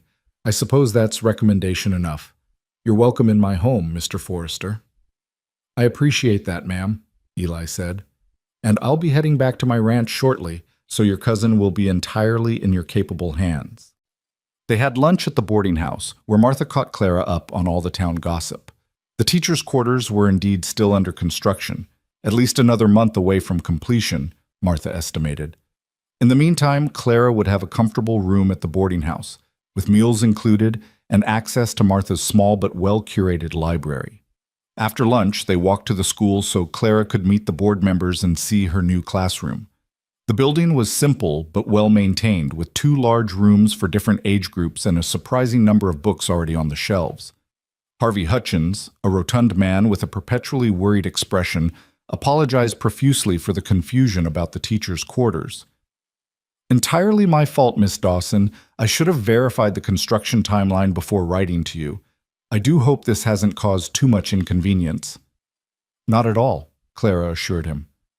Things have worked out beautifully, actually. Tom Chen, the store owner, was a Chinese immigrant with sharp eyes and an even sharper mind. He asked Clara detailed questions about her teaching philosophy and her plans for the curriculum, nodding thoughtfully at her answers. Reverend Matthews was more reserved, clearly a bit uncertain about this modern young woman who spoke so confidently about education reform. But he was polite and seemed genuinely interested in Clara's ideas about incorporating more literature and critical thinking into the lessons. As they toured the school, Clara felt excitement building in her chest. This was what she'd worked for, what she'd dreamed about, her own classroom, her own students, the opportunity to make a real difference in young lives. The room was filled with afternoon light, and she could already imagine it full of children, their faces bright with curiosity and eagerness to learn. "When can you start?" Tom Chen asked. "I could begin preparing immediately," Clara said. "I'd like at least a week to organize the classroom and finalize my lesson plans, and then I could start teaching. Would 2 weeks from Monday work?" The board members conferred briefly and agreed. Clara would officially begin her position as Juniper Springs school teacher in just over 2 weeks. As they finalized the details, her salary, the school schedule, expectations for community involvement, Clara found herself glancing at Eli, who'd been standing quietly near the door. His expression was proud, she thought, and maybe a little sad. She understood the sadness. This moment marked the beginning of her new life, but it also meant the end of their time together at the ranch. After the meeting concluded and the board members departed, Clara and Eli stood alone in the empty classroom. The afternoon light painted everything gold, and dust motes danced in the air between them. "This is it," Clara said softly. "The beginning of everything I've worked for. You're going to be magnificent," Eli said, moving closer. "These children have no idea how lucky they are." "Eli, about us," Clara started, but he shook his head. "We don't have to figure everything out right now. You focus on getting settled, on starting your teaching. I'll be here, Clara, not going anywhere. And when you're ready, when you found your footing, we'll talk about what comes next." "What if I'm ready now?" Clara asked, her heart pounding. "What if I don't want to wait to figure out what comes next?" Eli's eyes darkened with emotion. He reached for her hand, threading his fingers through hers. "Then tell me what you want." "I want this," Clara said, gesturing to the classroom around them. "I want to teach, want to make a difference, want to use everything I've learned and everything I am to help these children grow. But I also want you. I want more conversations by the fire, more debates about philosophy and literature. I want to see where this connection between us leads. I don't want to choose between my independence and having someone in my life who values me for exactly who I am." "Then don't choose," Eli said simply. "Have both. Be the teacher you were meant to be, and let me be the man who's proud to stand beside you. We'll figure out the details as we go. But Clara, you never have to diminish yourself to be with me. Your brilliance, your ambition, your independence, those aren't obstacles to loving you. They're reasons I'm falling in love with you." The words hung in the air between them, huge and terrifying and wonderful. Clara felt tears prick her eyes again. She'd cried more in the past 2 weeks than she had in years, but these were good tears, happy tears. "You're falling in love with me?" she whispered. "Have been since you stood beside that broken wagon with a pistol in your hand and wariness in your eyes, refusing to be a victim or a damsel in distress," Eli admitted. "Probably should have fought it harder, probably should have been more sensible about the whole thing. But I spent 4 years being sensible and careful and protecting myself from feeling anything. I'm done with that. Life's too short and too uncertain to waste time pretending I don't feel what I feel." Clara laughed through her tears. "They said I'd be alone forever. Every matchmaker in 3 counties gave up on me. I was too educated, too outspoken, too independent to ever find a husband." "Their loss and my gain," Eli said, echoing his words from weeks earlier. He pulled her closer, careful of his still healing injuries. "And Clara? For what it's worth, I think we're going to prove them all wrong. Every single person who said you'd be alone, who said I'd never move on from grief, they're going to watch us build something beautiful together." "Is that a proposal, Mr. Forrester?" Clara asked, her tone teasing but her heart serious. "Not yet," Eli said, with that almost smile she'd come to love. "When I propose, and I will propose, make no mistake about that. It's going to be perfect, romantic and meaningful and worthy of the woman you are. But this is a promise. Forever starts with me, Clara Dawson, if you'll have me." "Forever starts with us," Clara corrected, and kissed him there in the golden afternoon light of her empty classroom, sealing a promise that neither of them fully understood yet, but both were brave enough to reach for. Outside, Juniper Springs went about its business, unaware that in the new schoolhouse, Something quietly momentous had just occurred. Two people who'd both been resigned to loneliness had found each other through a combination of chance and choice, and they were choosing to believe that love was possible even when the world had told them otherwise. As they finally pulled apart and prepared to return to Martha's boarding house, Clara looked around her classroom one more time. In 2 weeks, it would be filled with students and lessons and all the beautiful chaos of learning. But right now, in this moment, it held something equally precious, the promise of a future she'd stopped believing in, offered by a quiet cowboy who'd learned to see past his grief and a school teacher who'd learned to trust again. They said she'd be alone forever. But Eli Forrester had said forever starts with me, and Clara was beginning to believe that sometimes, just sometimes, the right person could change everything. The 2 weeks that followed passed in a whirlwind of activity that left Clara breathless and exhilarated. She threw herself into preparing her classroom with an energy born of genuine passion, arriving at the schoolhouse each morning before the sun had fully risen and often staying until the light faded from the sky. She arranged desks to encourage discussion rather than rote memorization, organized the existing books into a lending library system, and created lesson plans that balanced traditional subjects with critical thinking exercises that would have made her college professors proud. Martha proved to be an invaluable ally, introducing Clara to the families whose children would be her students, and quietly vouching for the new teacher's character whenever the town gossips started whispering about the unmarried woman who'd spent nearly 2 weeks living at a bachelor's ranch. The whispers never grew into anything more serious, partly because of Martha's influence and partly because Hattie Simmons had come to town specifically to set the record straight at the general store, where she loudly proclaimed that Clara Dawson was a respectable woman who'd been given proper chaperoning the entire time, and anyone who suggested otherwise could take it up with her personally. But despite the busy days and the excitement of starting her new position, Clara found herself thinking constantly about Eli. True to his word, he'd ridden into town twice during those 2 weeks, each visit carefully timed to avoid impropriety, but long enough for them to steal moments together. They'd walk along the creek that ran behind the school, talking about everything and nothing, and each time he left, Clara felt the parting more keenly. On the evening before her first day of teaching, Clara sat in her room at Martha's boarding house, reviewing her lesson plans one final time. A knock at the door interrupted her concentration, and she looked up to find her cousin standing in the doorway with an expression that was equal parts amused and knowing. "You have a visitor," Martha announced. "Mr. Forrester is downstairs in the parlor, asking if you might join him for a walk. At this hour, mind you, with the sun already setting. Scandalous." Clara's heart leaped. She hadn't expected to see Eli until after her first week of teaching. "Is it really scandalous if we stay in sight of the main street?" "Probably not, but don't let that stop the gossips from trying," Martha said with a laugh. "Go on, go see your cowboy. Just be back before full dark, or I'll have to come find you with a lantern and pretend to be the disapproving chaperone." Clara hurried downstairs to find Eli waiting in the parlor, hat in his hands, looking slightly uncomfortable surrounded by Martha's delicate furniture and lace doilies.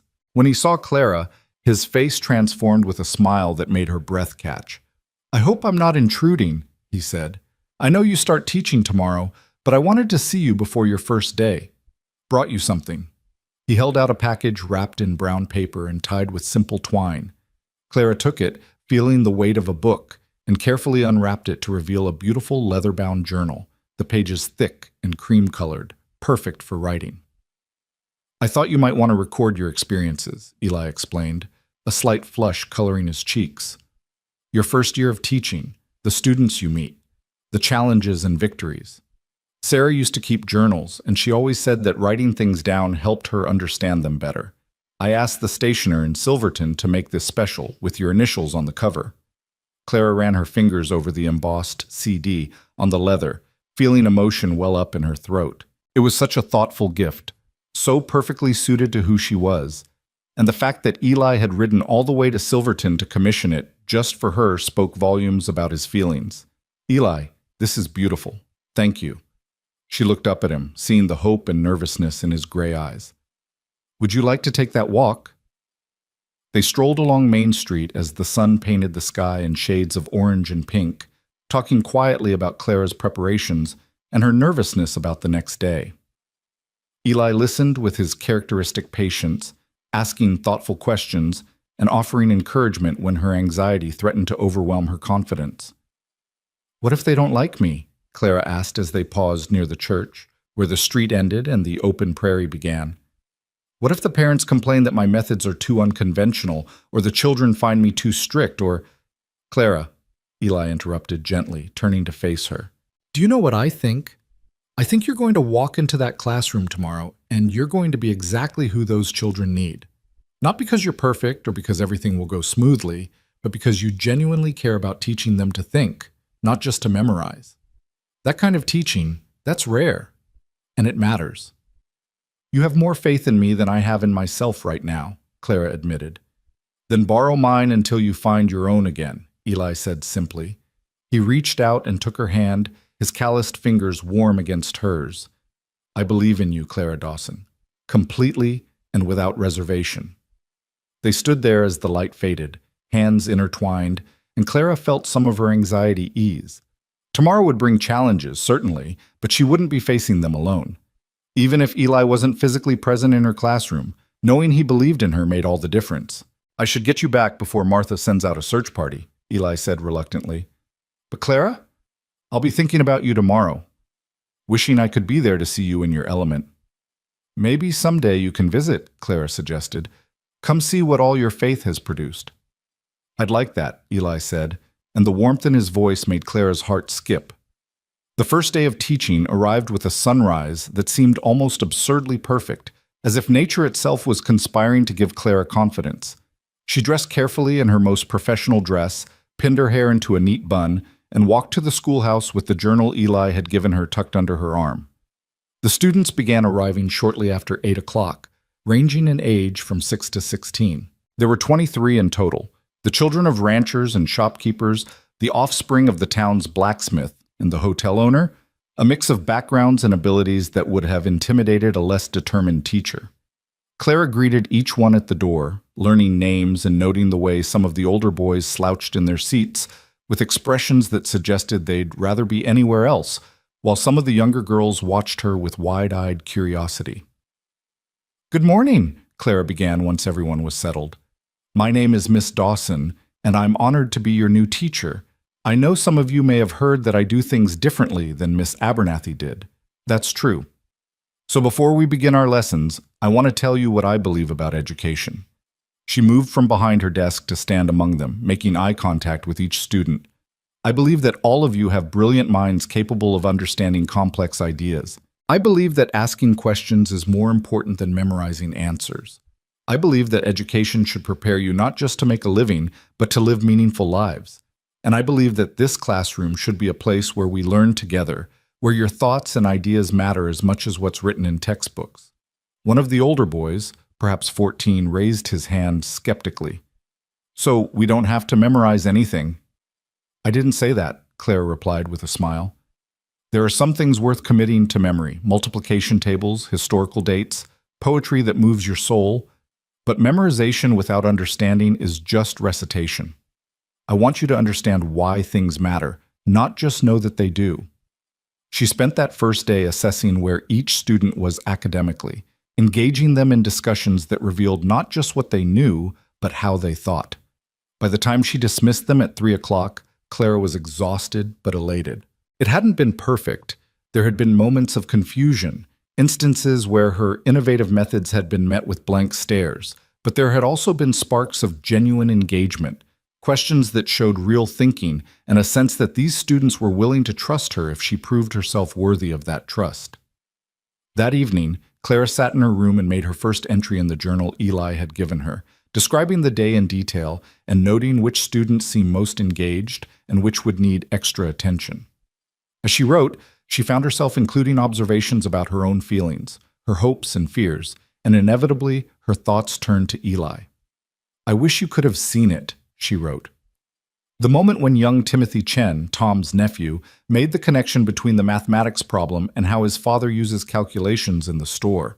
His whole face lit up with understanding, and I thought, this is why I teach. This is what matters.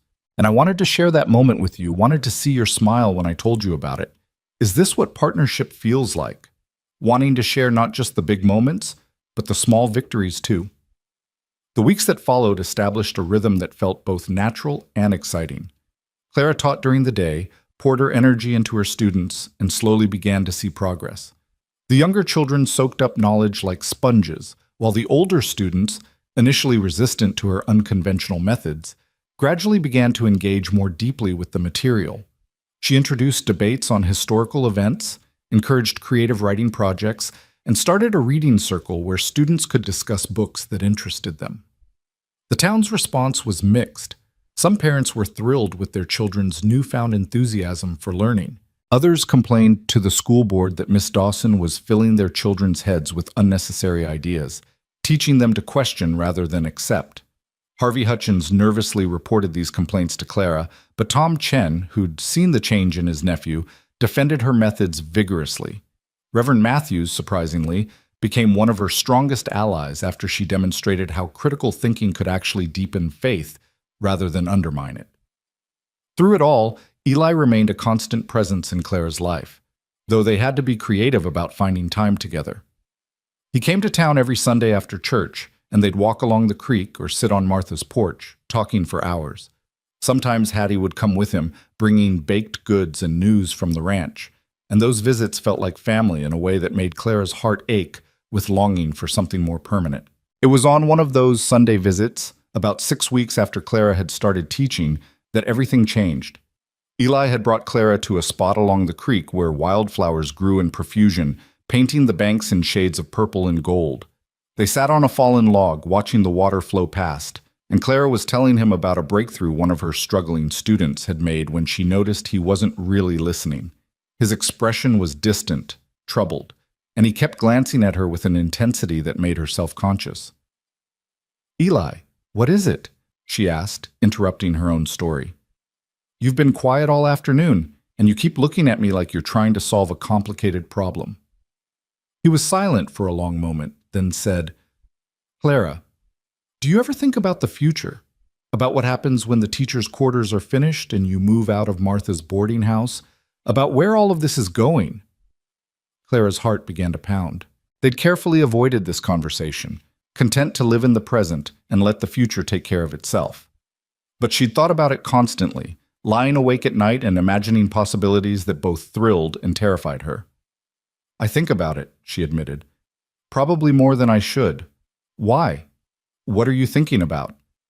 Eli stood abruptly and began pacing along the creek bank, running his hand through his hair in a gesture of agitation Clara had never seen from him before.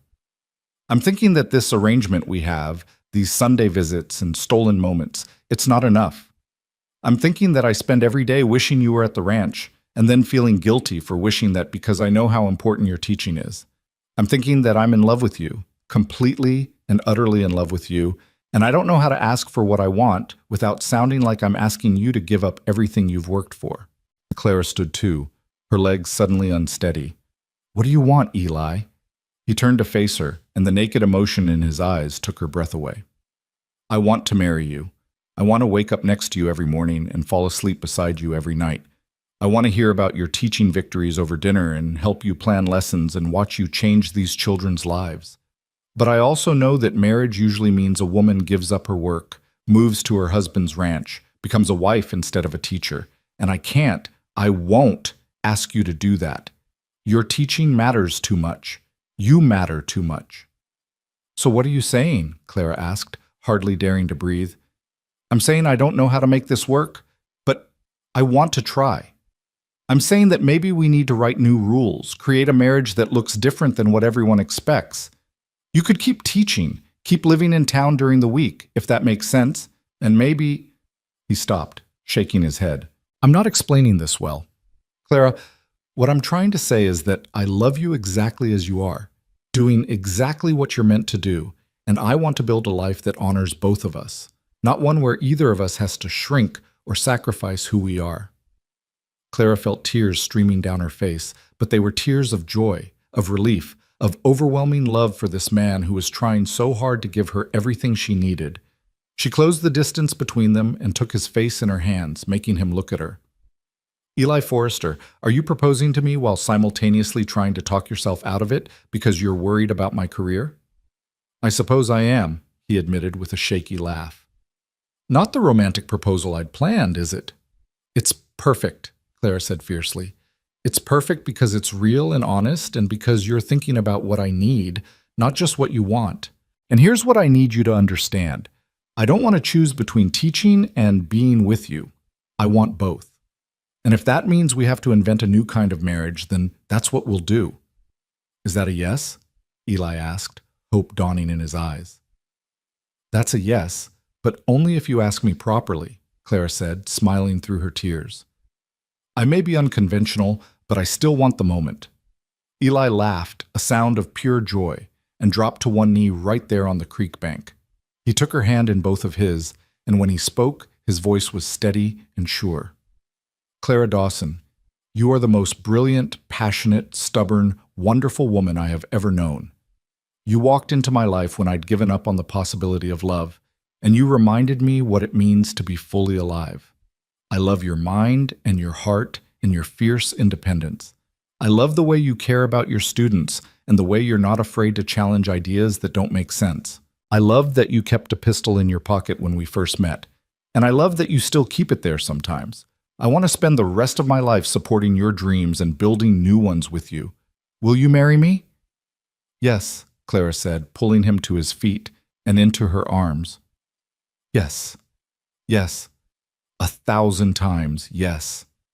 The kiss that followed was different from all the ones before. Not tentative or careful, not urgent with relief, but celebratory and certain. It was a kiss that said home and forever in partnership, and when they finally pulled apart, both were laughing and crying at once. I don't have a ring, Eli admitted. I wanted to wait until you said yes before I had one made. I wanted you to help choose it, actually. Sarah's ring. It's at home, and it's precious to me, but it was hers. I want you to have something that's yours that represents who you are.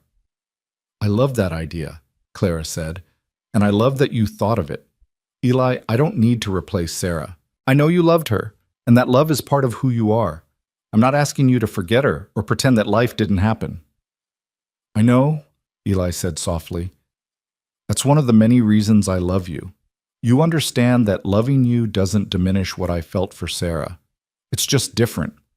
Both real, both important, but different.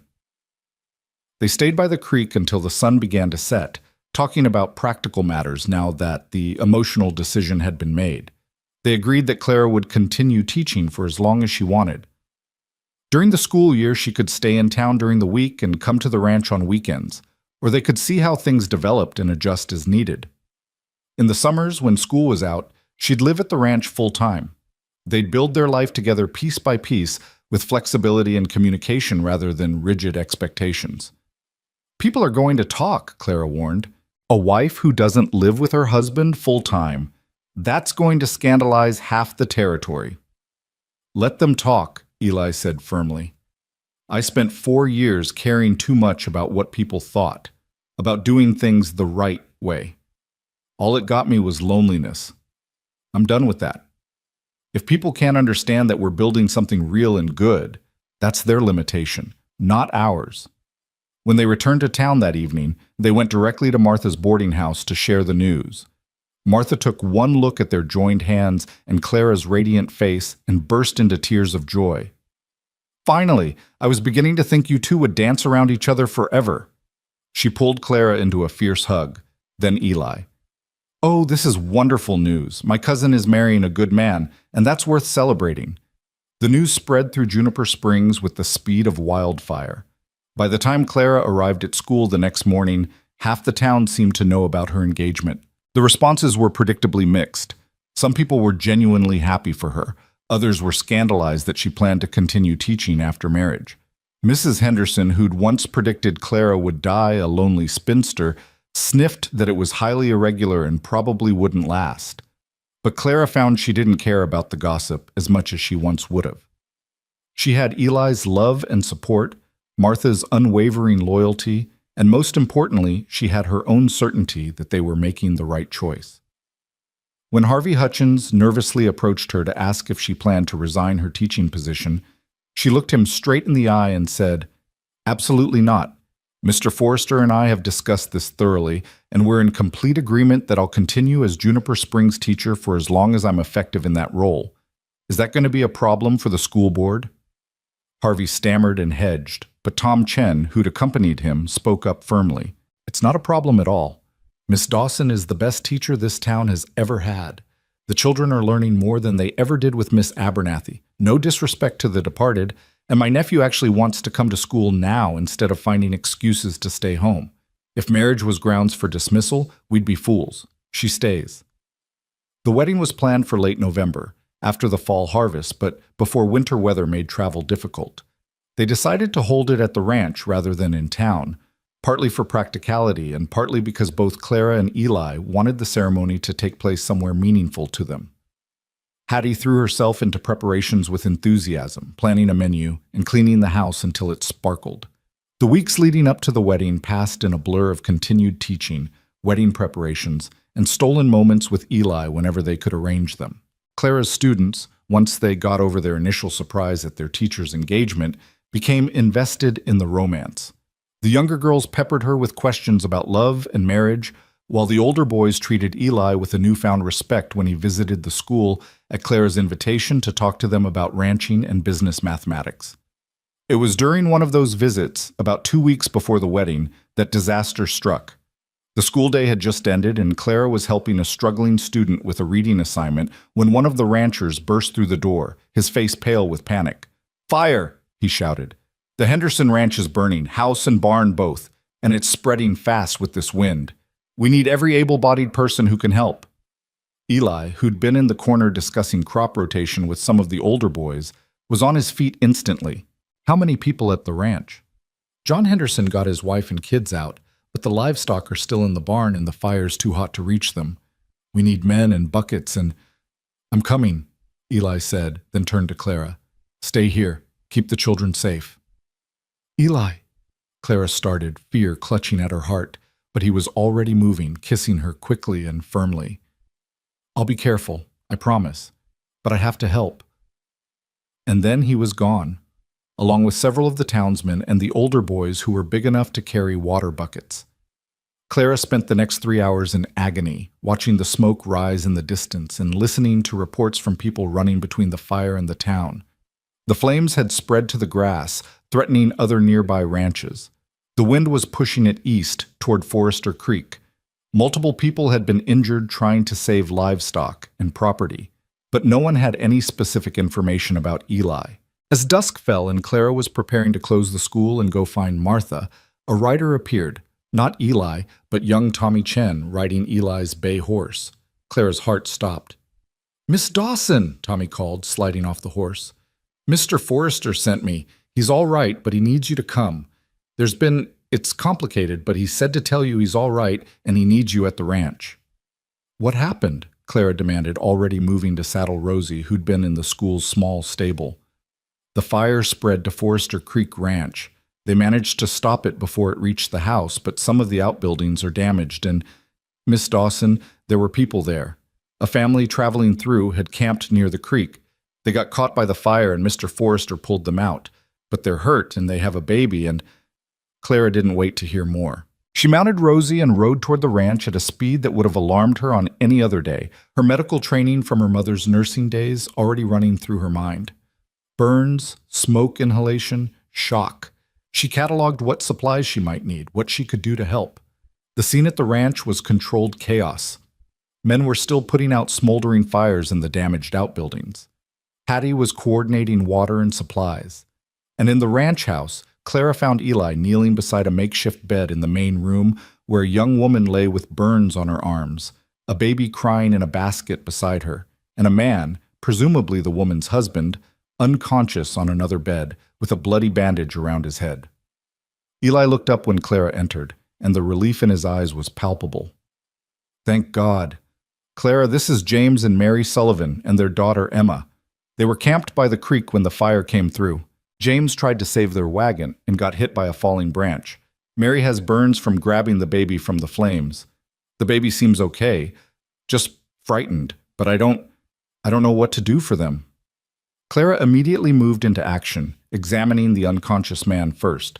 The head wound was superficial, but he likely had a concussion. She checked his breathing and pulse, both steady, then moved to the woman whose burns were second degree but manageable if properly cared for.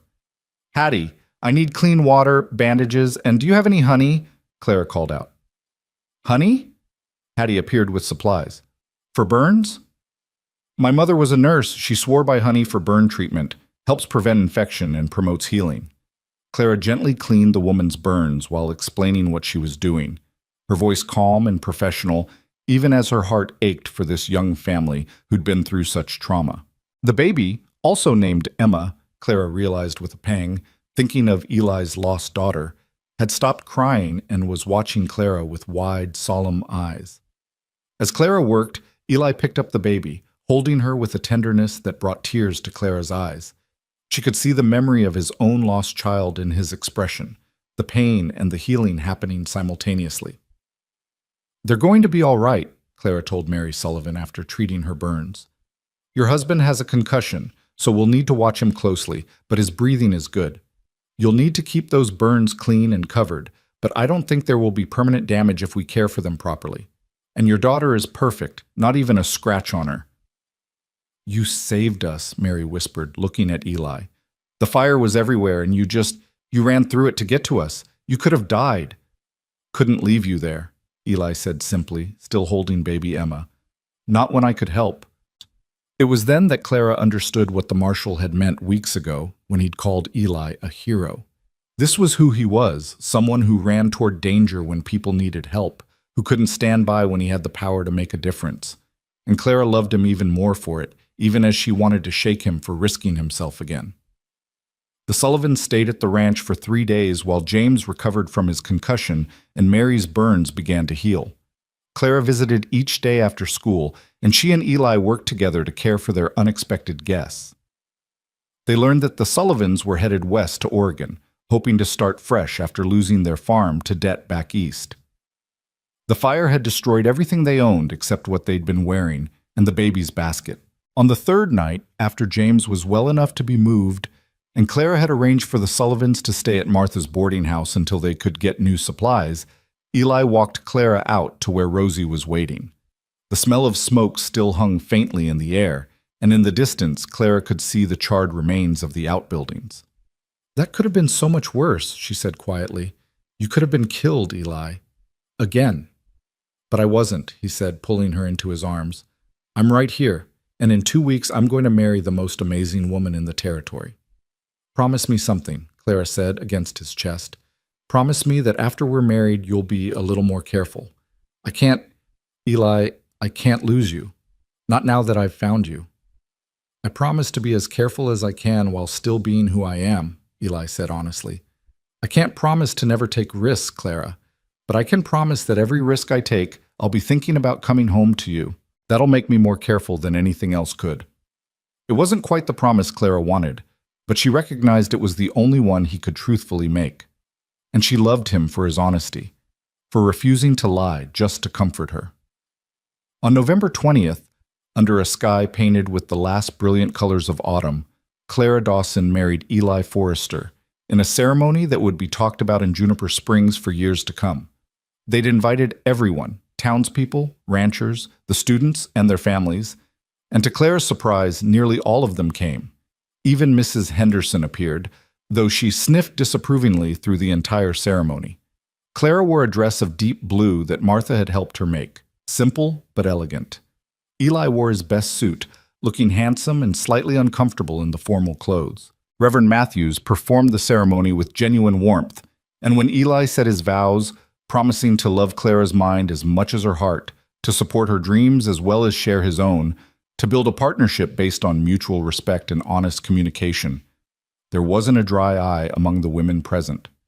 Clara's vows were equally heartfelt. "They said I'd be alone forever," she said, her voice clear and strong. "They said I was too educated, too opinionated, too independent to ever be a wife. And you said forever starts with me. Eli, you've shown me that love doesn't require diminishment, that I can be fully myself and still be fully yours. I promise to honor that gift by being the best partner I can be, by supporting your dreams as you support mine, by facing challenges together, and by never taking for granted the miracle of finding someone who sees me completely and loves what he sees. When Reverend Matthews pronounced them husband and wife, Eli kissed Clara with a tenderness that made the moment feel sacred despite the crowd of witnesses. And as they turned to face their community as Mr. and Mrs. Forrester, Clara saw acceptance on most faces, happiness on many, and a few grudging nods from those who'd predicted doom. The celebration that followed was joyous and chaotic. Hattie had outdone herself with the food, and someone had brought a fiddle, and before long the ranch yard was filled with music and dancing. The Sullivan family was there, James still looking a bit pale but recovering well, Mary's burns healing beautifully, and baby Emma passed around to be cooed over by every woman present. As the evening drew on and stars appeared in the darkening sky, Eli pulled Clara away from the crowd to a quiet spot behind the house where they could see the prairie stretching endlessly before them. "Happy?" he asked, his arm around her waist. "Ridiculously happy," Clara confirmed, "though I still can't quite believe this is real. A few months ago, I was resigned to spending my life alone, and now you're stuck with me," Eli finished with a smile. "Forever." "Forever," Clara repeated, and kissed him under the stars, sealing promises that had begun with a broken wheel and a stranger's kindness and had grown into something neither of them could have imagined. Behind them, the party continued, full of laughter and life and hope. Before them stretched the vast expanse of their future, unknown and exciting and full of possibility. They'd write their own story, create their own kind of marriage, and prove to everyone who doubted them that love could look different than expected and still be real. Forever had started with them, together, and that was enough. The first winter of their marriage tested the arrangement Clara and Eli had carefully constructed in ways neither had fully anticipated. Clara continued teaching in Juniper Springs, staying at Martha's boarding house during the week and coming home to the ranch each Friday evening. The pattern worked in theory, but the reality proved more complicated than either had imagined. The Tuesday after their wedding, Clara stood in front of her classroom and noticed several of the mothers lingering outside the schoolhouse windows, their expressions ranging from curious to disapproving. When she dismissed the students for lunch, Mrs. Henderson approached her with a tight smile that didn't reach her eyes. "Mrs. Forrester," the older woman said, emphasizing the title with something that sounded like skepticism. "I was wondering if you might clarify something for those of us who are concerned about propriety. You're married now, yet you continue to sleep in town 4 nights a week while your husband remains at his ranch. Surely you can understand how this appears to some people?" Clara felt anger flash through her, hot and quick, but she forced her voice to remain calm and professional. "Mrs. Henderson, my living arrangements are between my husband and myself. I can assure you that we have come to a mutual agreement that serves both our needs and allows me to continue providing quality education to the children of this community. If you have concerns about my teaching, I'm happy to address them, but my marriage is not a subject for community debate."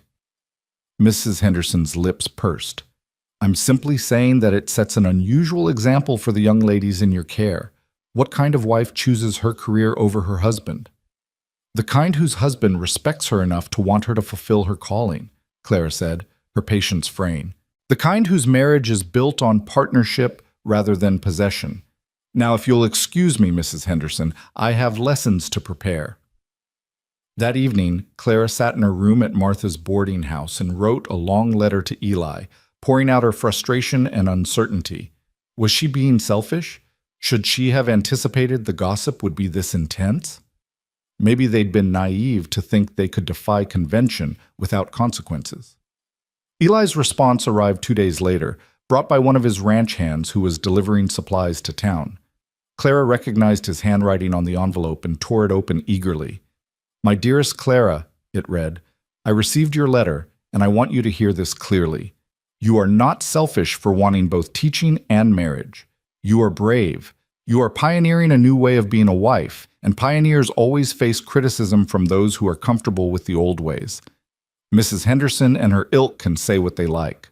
We know the truth of our marriage, and that's what matters. Keep teaching. Keep changing those children's lives. And know that every day you're in Juniper Springs, I'm counting the hours until Friday when you come home to me. Your loving husband, Eli." Clara read the letter 3 times, then folded it carefully and tucked it into the journal he'd given her. She would keep teaching. She would keep fighting for the life they'd chosen.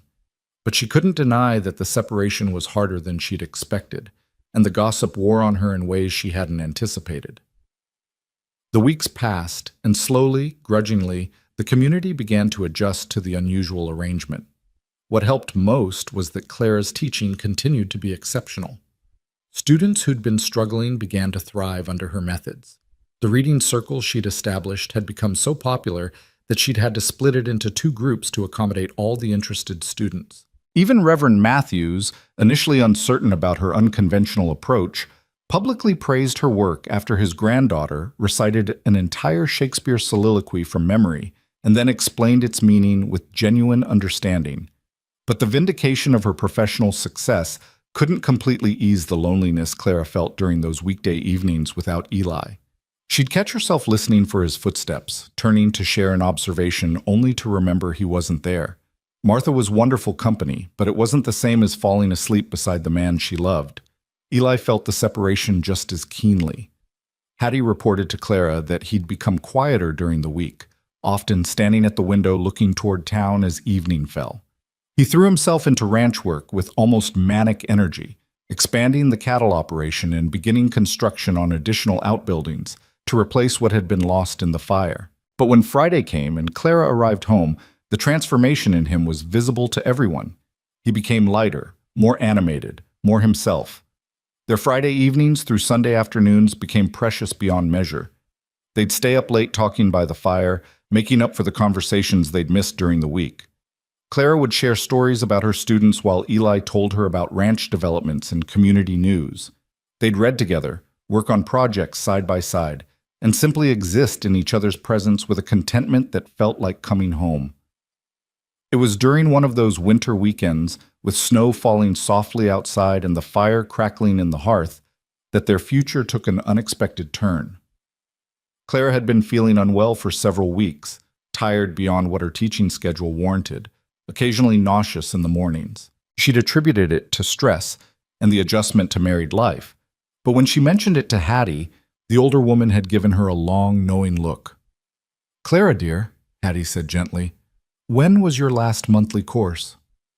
Clara stopped what she was doing, her mind racing back through the weeks. She'd been so busy with teaching and adjusting to marriage that she hadn't been paying attention to the calendar. When she realized it had been over 2 months, her hand went instinctively to her stomach. "Oh," she breathed. "Oh, Hattie, do you think—" "I think you might want to have Doc Pritchard confirm it, but yes, dear, I think you might be expecting." Hattie's face split into a wide smile. "And before you start worrying about what this means for your teaching, we'll figure it out. Women have been having babies and working since the dawn of time. We'll make it work." The news both thrilled and terrified Clara. She wanted children, wanted them desperately, actually, but the timing felt complicated. She'd only been teaching for a few months, was still establishing herself in the community. How would people react if their unmarried teacher became visibly pregnant? Would the school board demand her resignation? That evening, after Eli came in from checking on the livestock and they'd had dinner, Clara asked him to sit with her by the fire. Her hands were trembling as she took his, and he immediately looked concerned. "What is it? Are you all right?" "I'm fine," Clara assured him quickly. "Better than fine, actually. Eli, I think, that is, Hattie thinks, and I'm fairly certain she's right." She took a deep breath. "I'm pregnant." The expression that crossed Eli's face was complex and profound. Joy certainly, but also something deeper, a mixture of hope and fear, anticipation and memory. His eyes filled with tears, and he pulled Clara into his arms with a gentleness that made her own tears start to fall. "A baby," he whispered against her hair. "Clara, we're going to have a baby." "Are you happy?" Clara asked, needing to hear it.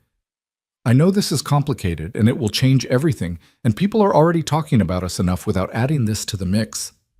"I'm terrified," Eli admitted honestly, pulling back to look at her face. "After losing Emma, the thought of going through pregnancy and birth again, it scares me more than I can say. But Clara, I'm also happier than I've been since I lost them. This baby is a gift, a new beginning, and this time, God willing, I'll be here for all of it. I won't be away on some cattle drive. I'll be right beside you." They sat together for a long time, hands intertwined, talking about the future that had suddenly become more concrete and immediate. Clara confessed her fears about the school board's reaction, about losing the teaching position she'd fought so hard to establish. Eli listened without trying to minimize her concerns, then offered a suggestion that surprised her. "What if we built a schoolhouse on the ranch?" he said slowly, the idea clearly forming as he spoke. "Not to replace the town school, but as an addition. You could keep teaching in Juniper Springs for as long as you want, but we could also offer education to the ranch families out this way. Their children have to travel so far to get to town, and many of them don't go to school at all because of the distance.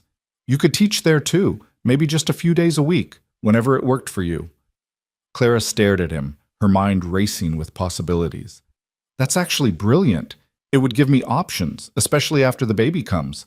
I could still teach without having to leave the baby for days at a time. And it would serve a real need," Eli continued, warming to the idea. "There are at least a dozen families within a 5-mile radius who don't send their children to school because of the distance. If we built something modest but functional right here, we could change that." The more they talked about it, the more excited Clara became. It was exactly the kind of innovative solution that reflected who they were as a couple, refusing to choose between options when they could create new possibilities instead. Doc Pritchard confirmed the pregnancy the following week. Clara was about 2.5 months along, which meant the baby would arrive in late spring or early summer, right after the school year ended. The timing was as perfect as it could be, though Clara knew there would still be challenges ahead. She decided to tell the school board herself rather than let gossip spread the news. On a cold January afternoon, she requested a meeting with Harvey Hutchins, Tom Chen, and Reverend Matthews. She sat before them in the empty classroom, her hands folded in her lap, and delivered the news directly. "Gentlemen, I wanted to inform you that I'm expecting a child. The baby is due in late May or early June, which means I'll be able to complete this school year. After that, I'll need to take some time away from teaching, though I hope to return to the classroom eventually, perhaps on a part-time basis." Harvey Hutchins looked uncomfortable. Tom Chen looked thoughtful, and Reverend Matthews looked genuinely pleased. It was the Reverend who spoke first. "Mrs. Forrester, this is wonderful news. Congratulations to you and your husband. I think I speak for all of us when I say that we're grateful you plan to finish out the year. As for the future, well, we'll cross that bridge when we come to it." "There's also something else I'd like to discuss," Clara continued, encouraged by their response. "My husband and I are planning to build a small schoolhouse on our ranch property to serve the children of families in our area who can't easily access the town school. This wouldn't compete with Juniper Springs School, but would complement it, extending education to students who currently receive none. I wanted to inform you of our plans and assure you that this is about expanding educational opportunity, not diminishing what we're doing here." Tom Chen leaned forward, interest evident on his face. "How many families are you talking about?" "At least a dozen, possibly more. Children who are growing up without formal education because the distance to town is too great." "That's significant," Tom said, "and it's a problem I've heard discussed but never seen addressed. Mrs. Forrester, I think your plan has merit. In fact, I'd be willing to help however I can, donating supplies, providing books at cost, whatever would help make this succeed." Over the following weeks, word of both Clara's pregnancy and the planned ranch school spread through the community. Reactions were mixed, as Clara had expected. Some people were supportive, seeing the ranch school as a genuine public service. Others viewed it as Clara's way of avoiding her wifely duties by continuing to teach even after motherhood. And a few, like Mrs. Henderson, seemed determined to find fault no matter what Clara did. But Clara had learned not to let criticism paralyze her. She continued teaching with the same passion and dedication she'd always brought to the classroom, even as her pregnancy began to show. When some of the mothers expressed concern about their children seeing their teacher in such a delicate condition, Clara addressed it head-on in a letter to all the families. "Education should prepare children for real life," she wrote, "and real life includes the natural processes of birth and family. I make no apology for continuing to teach while expecting a child. I hope that my students, especially the young ladies, will see that a woman can be both a professional and a mother, that these roles need not be mutually exclusive. If this challenges conventional thinking, then perhaps conventional thinking needs to be challenged. Tom Chen had the letter printed in the small-town newspaper, and to Clara's surprise, it sparked a wave of support from unexpected quarters. Several women wrote responses praising Clara's stance, sharing their own stories of being forced to choose between work they loved and family life. Even some of the men spoke up, saying their daughters deserved to see that they could aspire to more than just housewifery if they chose. As winter gave way to spring, construction began on the ranch schoolhouse. It was a modest building, one large room with windows on 3 sides to let in plenty of light, a wood stove for heating, and built-in shelves for books. Eli did much of the work himself, with help from neighboring ranchers who saw the value in having education closer to home for their children. Clara watched the building take shape and felt a profound sense of accomplishment. This was theirs, a physical manifestation of their partnership and shared values. In April, with Clara now visibly pregnant and the school year winding down, she received an unexpected visitor at the ranch. Mary Sullivan, the young mother whose family Eli had saved from the fire, appeared at the door one Saturday morning with baby Emma, now a chubby, cheerful 8-month-old, on her hip.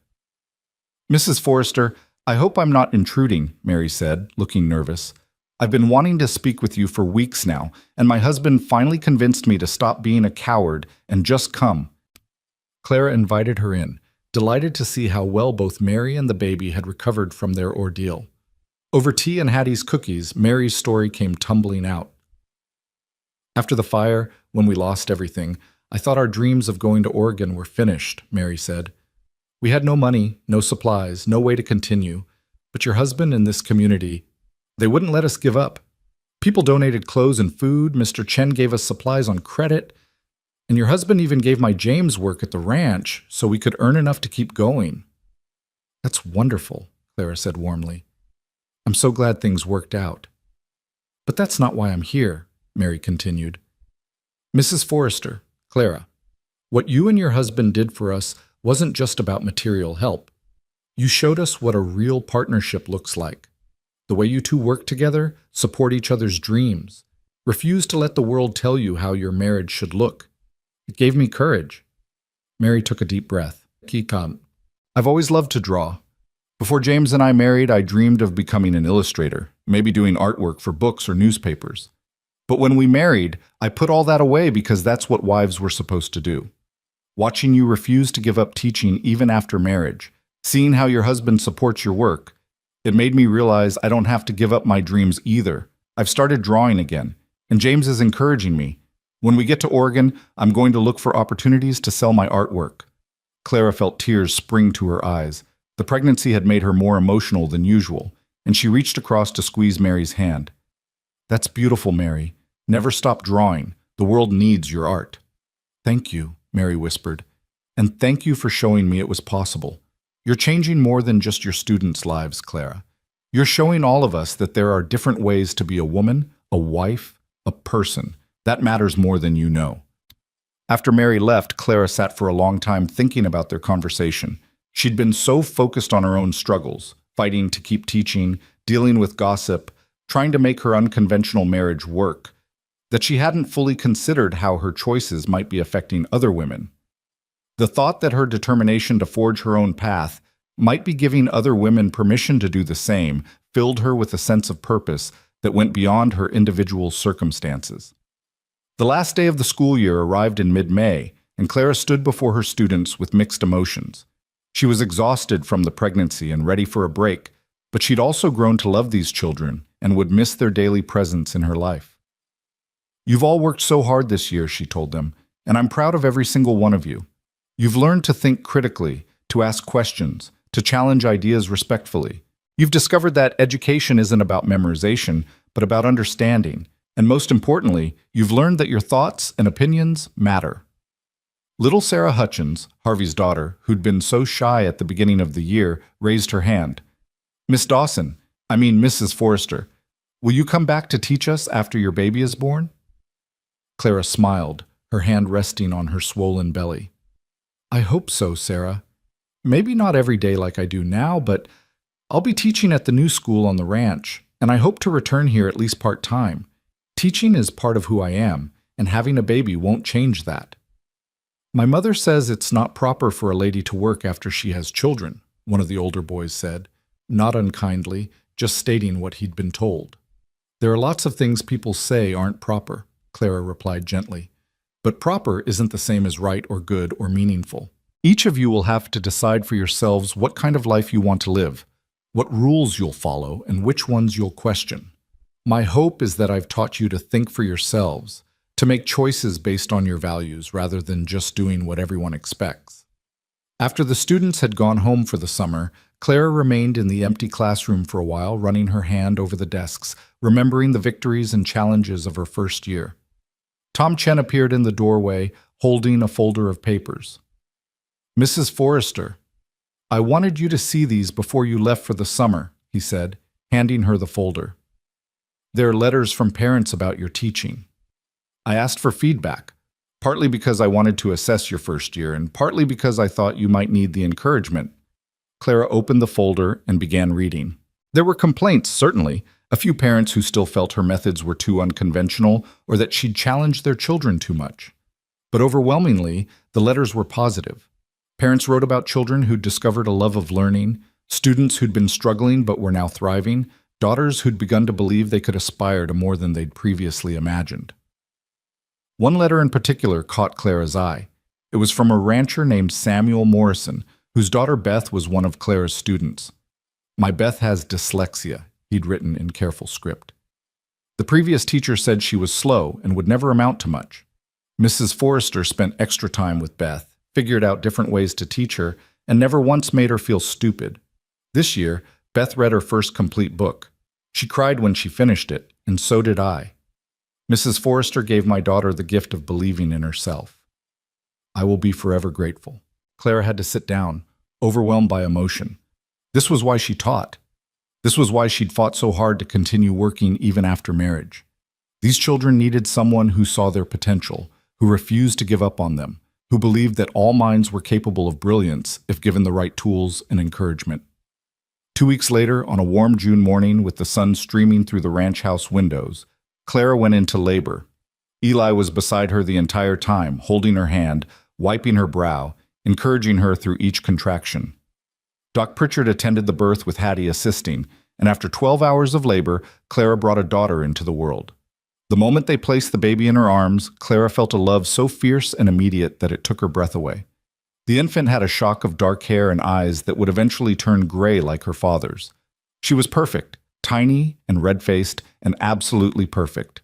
"What should we name her?" Clara asked Eli, who was staring at his daughter with an expression of wonder and terror and love all mixed together. "I was thinking," Eli said quietly, his voice thick with emotion, "that maybe we could call her Hope. Hope Sarah Forrester, for the wife and daughter I lost, and for the future we're building together." Clara looked at her husband, seeing the tears streaming down his face, understanding the profound significance of the name. It honored the past while embracing the future. It acknowledged grief while celebrating new life. "Hope Sarah," Clara repeated, testing the name. "It's beautiful, Eli. It's perfect." Hattie, standing nearby with tears in her own eyes, said softly, "Sarah would have loved that, and she would have loved you both. This is a good thing you're doing, honoring her memory this way." The next months passed in a blur of sleepless nights and overwhelming joy. Hope was a fairly easy baby, content and curious, watching everything with those solemn gray eyes. Clara threw herself into motherhood with the same dedication she brought to teaching, reading every book on infant care she could find, and applying her analytical mind to understanding what Hope needed. But she also continued to be Clara, still reading, still thinking, still preparing for when she'd return to teaching. The ranch schoolhouse was completed in July, and Clara spent hours organizing it, setting up a curriculum that would serve children ranging from 6 to 16 years old. Word had spread about the school, and she already had commitments from 11 families who wanted to send their children when it opened in the fall. It was a warm August evening when Clara and Eli sat on the porch, Hope sleeping peacefully in a basket between them, and took stock of how far they'd come. "Do you remember," Clara said, "what you told me that day in the empty classroom in Juniper Springs? You said we'd prove everyone wrong. Everyone who said I'd be alone forever. Everyone who said you'd never move on from grief." I remember, Eli said, reaching over to take her hand. You were right, Clara continued. Look at us now. We have a daughter, a ranch, 2 schools where I can teach. We've built exactly the kind of marriage we wanted, one that doesn't follow anyone else's rules but works for us. It hasn't been easy, though, Eli said honestly. The gossip, the criticism, the judgment from people who think we're doing everything wrong. No, it hasn't been easy, Clara agreed, but it's been worth it. Every difficult moment, every judgment we've endured, every time we've had to defend our choices, it's been worth it because we're happy, Eli. Genuinely, deeply happy. And we're showing hope that there are different ways to build a life. The ranch school opened in September with 13 students ranging from age 6 to 14. Clara taught 3 days a week, with Hattie watching Hope while she worked. The other 2 weekdays, Clara devoted to being a mother and preparing lessons. It was exhausting, demanding work, but it filled her with a sense of purpose and fulfillment that she'd never quite felt before. The students at the ranch school were different from her Juniper Springs pupils, rougher, less formally educated, many of them several years behind where they should have been academically. But they were also hungry to learn, grateful for the opportunity, and willing to work hard. Clara applied the same innovative teaching methods she'd used in town, and within weeks she began to see progress. One of her students was a 15-year-old boy named Jacob, the son of a neighboring rancher. He'd never been to school before because his family couldn't spare him for the long trip to town. He could barely read and couldn't write at all when he started. But Jacob had a brilliant mathematical mind, and once Clara discovered this, she found ways to build his confidence in math, while also teaching him literacy skills through books about ranching, agriculture, and business management, subjects that interested him. By Christmas, Jacob could read basic texts and was working on writing his first letter to a cousin back east. His father came to see Clara personally to thank her. My boy was convinced he was stupid, Mr. Peterson said, his voice gruff with emotion. All these years I thought maybe he was right, that some people just aren't meant for book learning. But you saw something in him that nobody else did. You taught him that being smart in different ways still counts as being smart. That's a gift, Mrs. Forrester. That's changing my son's life. In January, Clara received a letter from the Juniper Springs School Board asking if she'd be willing to return to teaching in town on a part-time basis. 2 of her former students had stopped coming to school regularly, saying that lessons weren't the same without Mrs. Forrester, and several parents had requested that she be brought back. The board proposed that Clara teach in town 2 days a week, focusing on literature and advanced studies for the older students, while another teacher handled the younger grades and basic instruction. Clara discussed the proposal with Eli that evening. It would mean even less time together during the week, and it would be challenging to balance 2 schools plus caring for Hope. But it was also an opportunity to reach more students and to prove that women could indeed balance multiple roles if given the support and flexibility to do so. What do you want to do? Eli asked, and Clara loved that his question wasn't about what made sense or what was practical, but simply about what she wanted. I want to try, Clara said. I want to see if I can make it work. But Eli, I can't do it without your support. I need to know that you're truly all right with me being gone even more, that you won't grow to resent the time I spend away from home. Eli pulled her into his arms, careful not to wake Hope, who was sleeping against Clara's shoulder. I married you knowing you were a teacher. That hasn't changed. Yes, I miss you when you're gone. Yes, there are moments when I wish things were simpler, but watching you teach, seeing you change children's lives, knowing you're doing exactly what you were meant to do, that makes me proud, Clara. I wouldn't want you to be anything other than who you are. So Clara returned to Juniper Springs 2 days a week, teaching her beloved literature classes and advanced studies while also maintaining her 3 days at the ranch school. It was exhausting, demanding work that required careful time management and an enormous amount of energy. There were days when Clara felt spread too thin, when she wondered if she was trying to do too much. But there were also moments of transcendent joy. Seeing a student's face light up with understanding, receiving grateful letters from parents, watching children who'd been told they were failures discover their own brilliance. As Hope grew from infant to toddler, she became a fixture at both schools. Clara would bring her daughter to the ranch school, where Hope would sit in the corner playing with blocks while Clara taught. The students adored the baby, often reading to her during breaks or helping watch her when Clara needed both hands for demonstrations. Hope's first words were book and school, which made both Clara and Eli laugh. The seasons turned, and slowly, grudgingly, the community's attitude toward the Foresters began to shift. It was hard to maintain disapproval in the face of Clara's obvious success as both teacher and mother.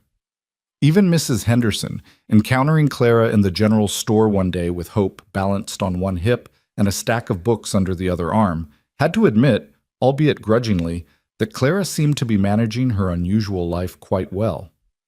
"I still think it's irregular," Mrs. Henderson sniffed, "but I suppose if your husband is satisfied with the arrangement, it's none of my concern." "It's not about my husband being satisfied," Clara corrected gently but firmly. "It's about us being partners who support each other's callings. Eli doesn't give me permission to teach. I don't need permission. We make decisions together about what's best for our family." It was a small moment, barely worth noting, but for Clara it represented how far she'd come. A year ago, she would have been defensive, angry at the implied criticism. Now she could simply state the truth with confidence and move on.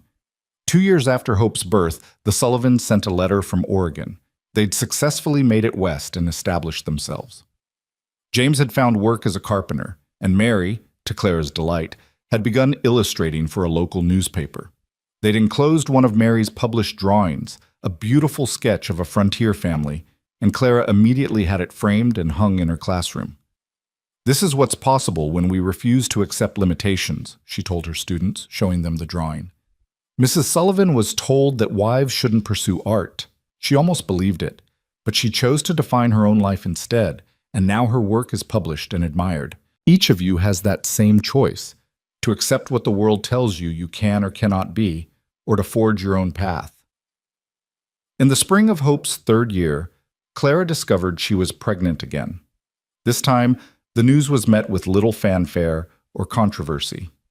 The community had adjusted to the Foresters' unconventional life, and Clara's pregnancy was simply acknowledged as a natural development. She continued teaching until a week before her due time, then welcomed a son into the world, a boy they named Samuel after Eli's father. With 2 children, Clara had to make adjustments. She reduced her time at the Juniper Springs School to 1 day a week, focusing her energy on the ranch school and her family. It was a difficult decision, but she'd learned that being a pioneer didn't mean being superhuman. It meant making thoughtful choices about where to direct her limited time and energy, and trusting that those choices didn't define her entire worth. The years continued to unfold, bringing both challenges and joys. The ranch prospered, allowing Eli to hire more hands and expand the cattle operation. The ranch school grew, eventually serving nearly 20 students from families throughout the region. Clara published several articles in education journals about her innovative teaching methods, and educators from other parts of the territory began writing to ask her advice. But more than professional success or community recognition, what mattered most to Clara and Eli was the family they'd built together. Hope grew into a curious, intelligent child who loved books as much as her mother did and showed an early aptitude for mathematics. Samuel was more like his father, quieter, more introspective, with a deep love for animals and the land. Together, the 4 of them created a home that was warm and chaotic and full of love. On their 5th wedding anniversary, Eli surprised Clara by taking her to the spot by the creek where he'd first proposed. The wildflowers were in bloom again, painting the banks in brilliant colors, and the evening light was soft and golden. "Do you remember what you said to me the night before I rode off with the marshal's posse?" Eli asked, taking Clara's hands in his. "I said I'd like many more of our conversations," Clara recalled with a smile. "And I want you to know we've had thousands of conversations since then, and I treasure every single one. The deep philosophical debates, the practical discussions about ranch management and curriculum planning, the silly arguments about whose turn it is to get up with the children, the quiet moments when we don't need words at all. Every conversation, every moment with you, Clara. It's exactly what I hoped for when I said forever starts with me." "Forever starts with us," Clara corrected, as she always did. "That's how it's always been, Eli. We built this together." She looked around at the landscape that had become home. The ranch buildings in the distance, the schoolhouse with smoke rising from its chimney, the prairie stretching endlessly under a vast sky. 5 years ago, she'd been a woman resigned to loneliness. convinced that her intelligence and independence meant she'd always be apart. Now she stood here with a husband who celebrated every part of who she was, with children who'd grow up believing that people could define their own paths, and with a sense of purpose that came from knowing her work mattered. "Do you ever wonder what would have happened if your wagon wheel hadn't broken?" Eli asked. "Never," Clara said firmly. "That broken wheel was the beginning of everything. It brought me to you, brought us to this life we've built. Sometimes I think it wasn't an accident at all. Maybe it was fate's way of saying that I'd traveled far enough alone, that it was time to find my partner." "Our children are going to grow up seeing a different kind of marriage," Eli observed. "One where both partners pursue their callings, where success isn't measured by adherence to convention, but by mutual respect and support. Do you think that will make their lives easier or harder?" Clara thought about it, watching the sun sink toward the horizon. "Probably both. They'll face criticism from people who think we're raising them wrong, but they'll also have the confidence to be themselves, the courage to question limitations, and the understanding that love doesn't require anyone to be less than they are. That's worth any difficulty they might face." As they walked back to the ranch house, Clara reflected on the journey that had brought her to this moment. She'd been called too educated, too opinionated, too independent, as if these were flaws rather than strengths. She'd been told she'd be alone forever, that no man would want a wife who challenged him intellectually or had ambitions beyond housekeeping. But Eli Forrester had looked at her and seen not someone who needed to be diminished, but someone worth celebrating exactly as she was. He'd offered partnership instead of possession, support instead of control. Together, they'd written their own story, one that defied convention and proved that love could take many forms. Now, as she watched Hope and Samuel playing in the yard while Hattie called them in for dinner, as she saw the lights of the schoolhouse where tomorrow she'd teach another generation of children to think for themselves, as she felt Eli's hand in hers and knew that after 5 years he still looked at her with the same wonder and respect he'd shown from the beginning, Clara understood that this was what forever looked like. It looked like choosing each other every day. It looked like supporting each other's dreams even when they complicated life.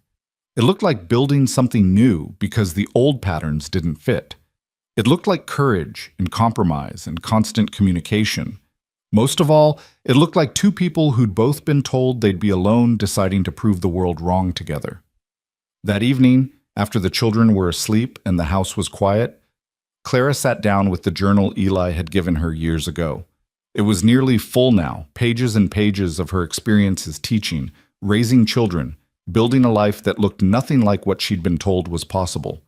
On a fresh page she wrote, "They said I'd be alone forever. They said I was too educated, too independent, too much. They said a woman like me would never find a man who could love all of who I am. And then a cowboy stopped to help me when my wagon broke down, and everything changed. Eli didn't see my intelligence as a threat or my ambitions as competition. He saw a partner, someone who could walk beside him rather than behind him. Together, we've built a life that honors both of us, our work, our family, our dreams. We've shown Hope and Samuel that love doesn't require diminishment, that partnership means elevation rather than limitation. And we've proven to everyone who doubted us that sometimes the best way to have a happy ending is to write your own story instead of following someone else's script. Forever didn't start with him or with me, it started with us. And it's still going, still growing, still surprising us with new possibilities. This is what happily ever after really looks like. Not perfect, not conventional, but real and rich, and exactly what we both needed." She closed the journal and joined Eli on the porch, where he was watching the stars emerge in the darkening sky. He put his arm around her, and she leaned into his warmth, feeling the deep contentment that came from being exactly where she was meant to be. Under that vast Colorado sky, with the prairie wind whispering through the grass and the promise of tomorrow stretching before them, Clara and Eli Forrester sat together in comfortable silence. They'd started with a broken wheel and a stranger's kindness. They'd built a partnership that defied convention and proved that love could honor both tradition and innovation. And they'd created a legacy that would ripple forward through their children and students, showing future generations that there were always more possibilities than the world wanted them to believe. Forever had indeed started with them, together. And it would continue day by day, choice by choice, conversation by conversation, for all the years to come. The end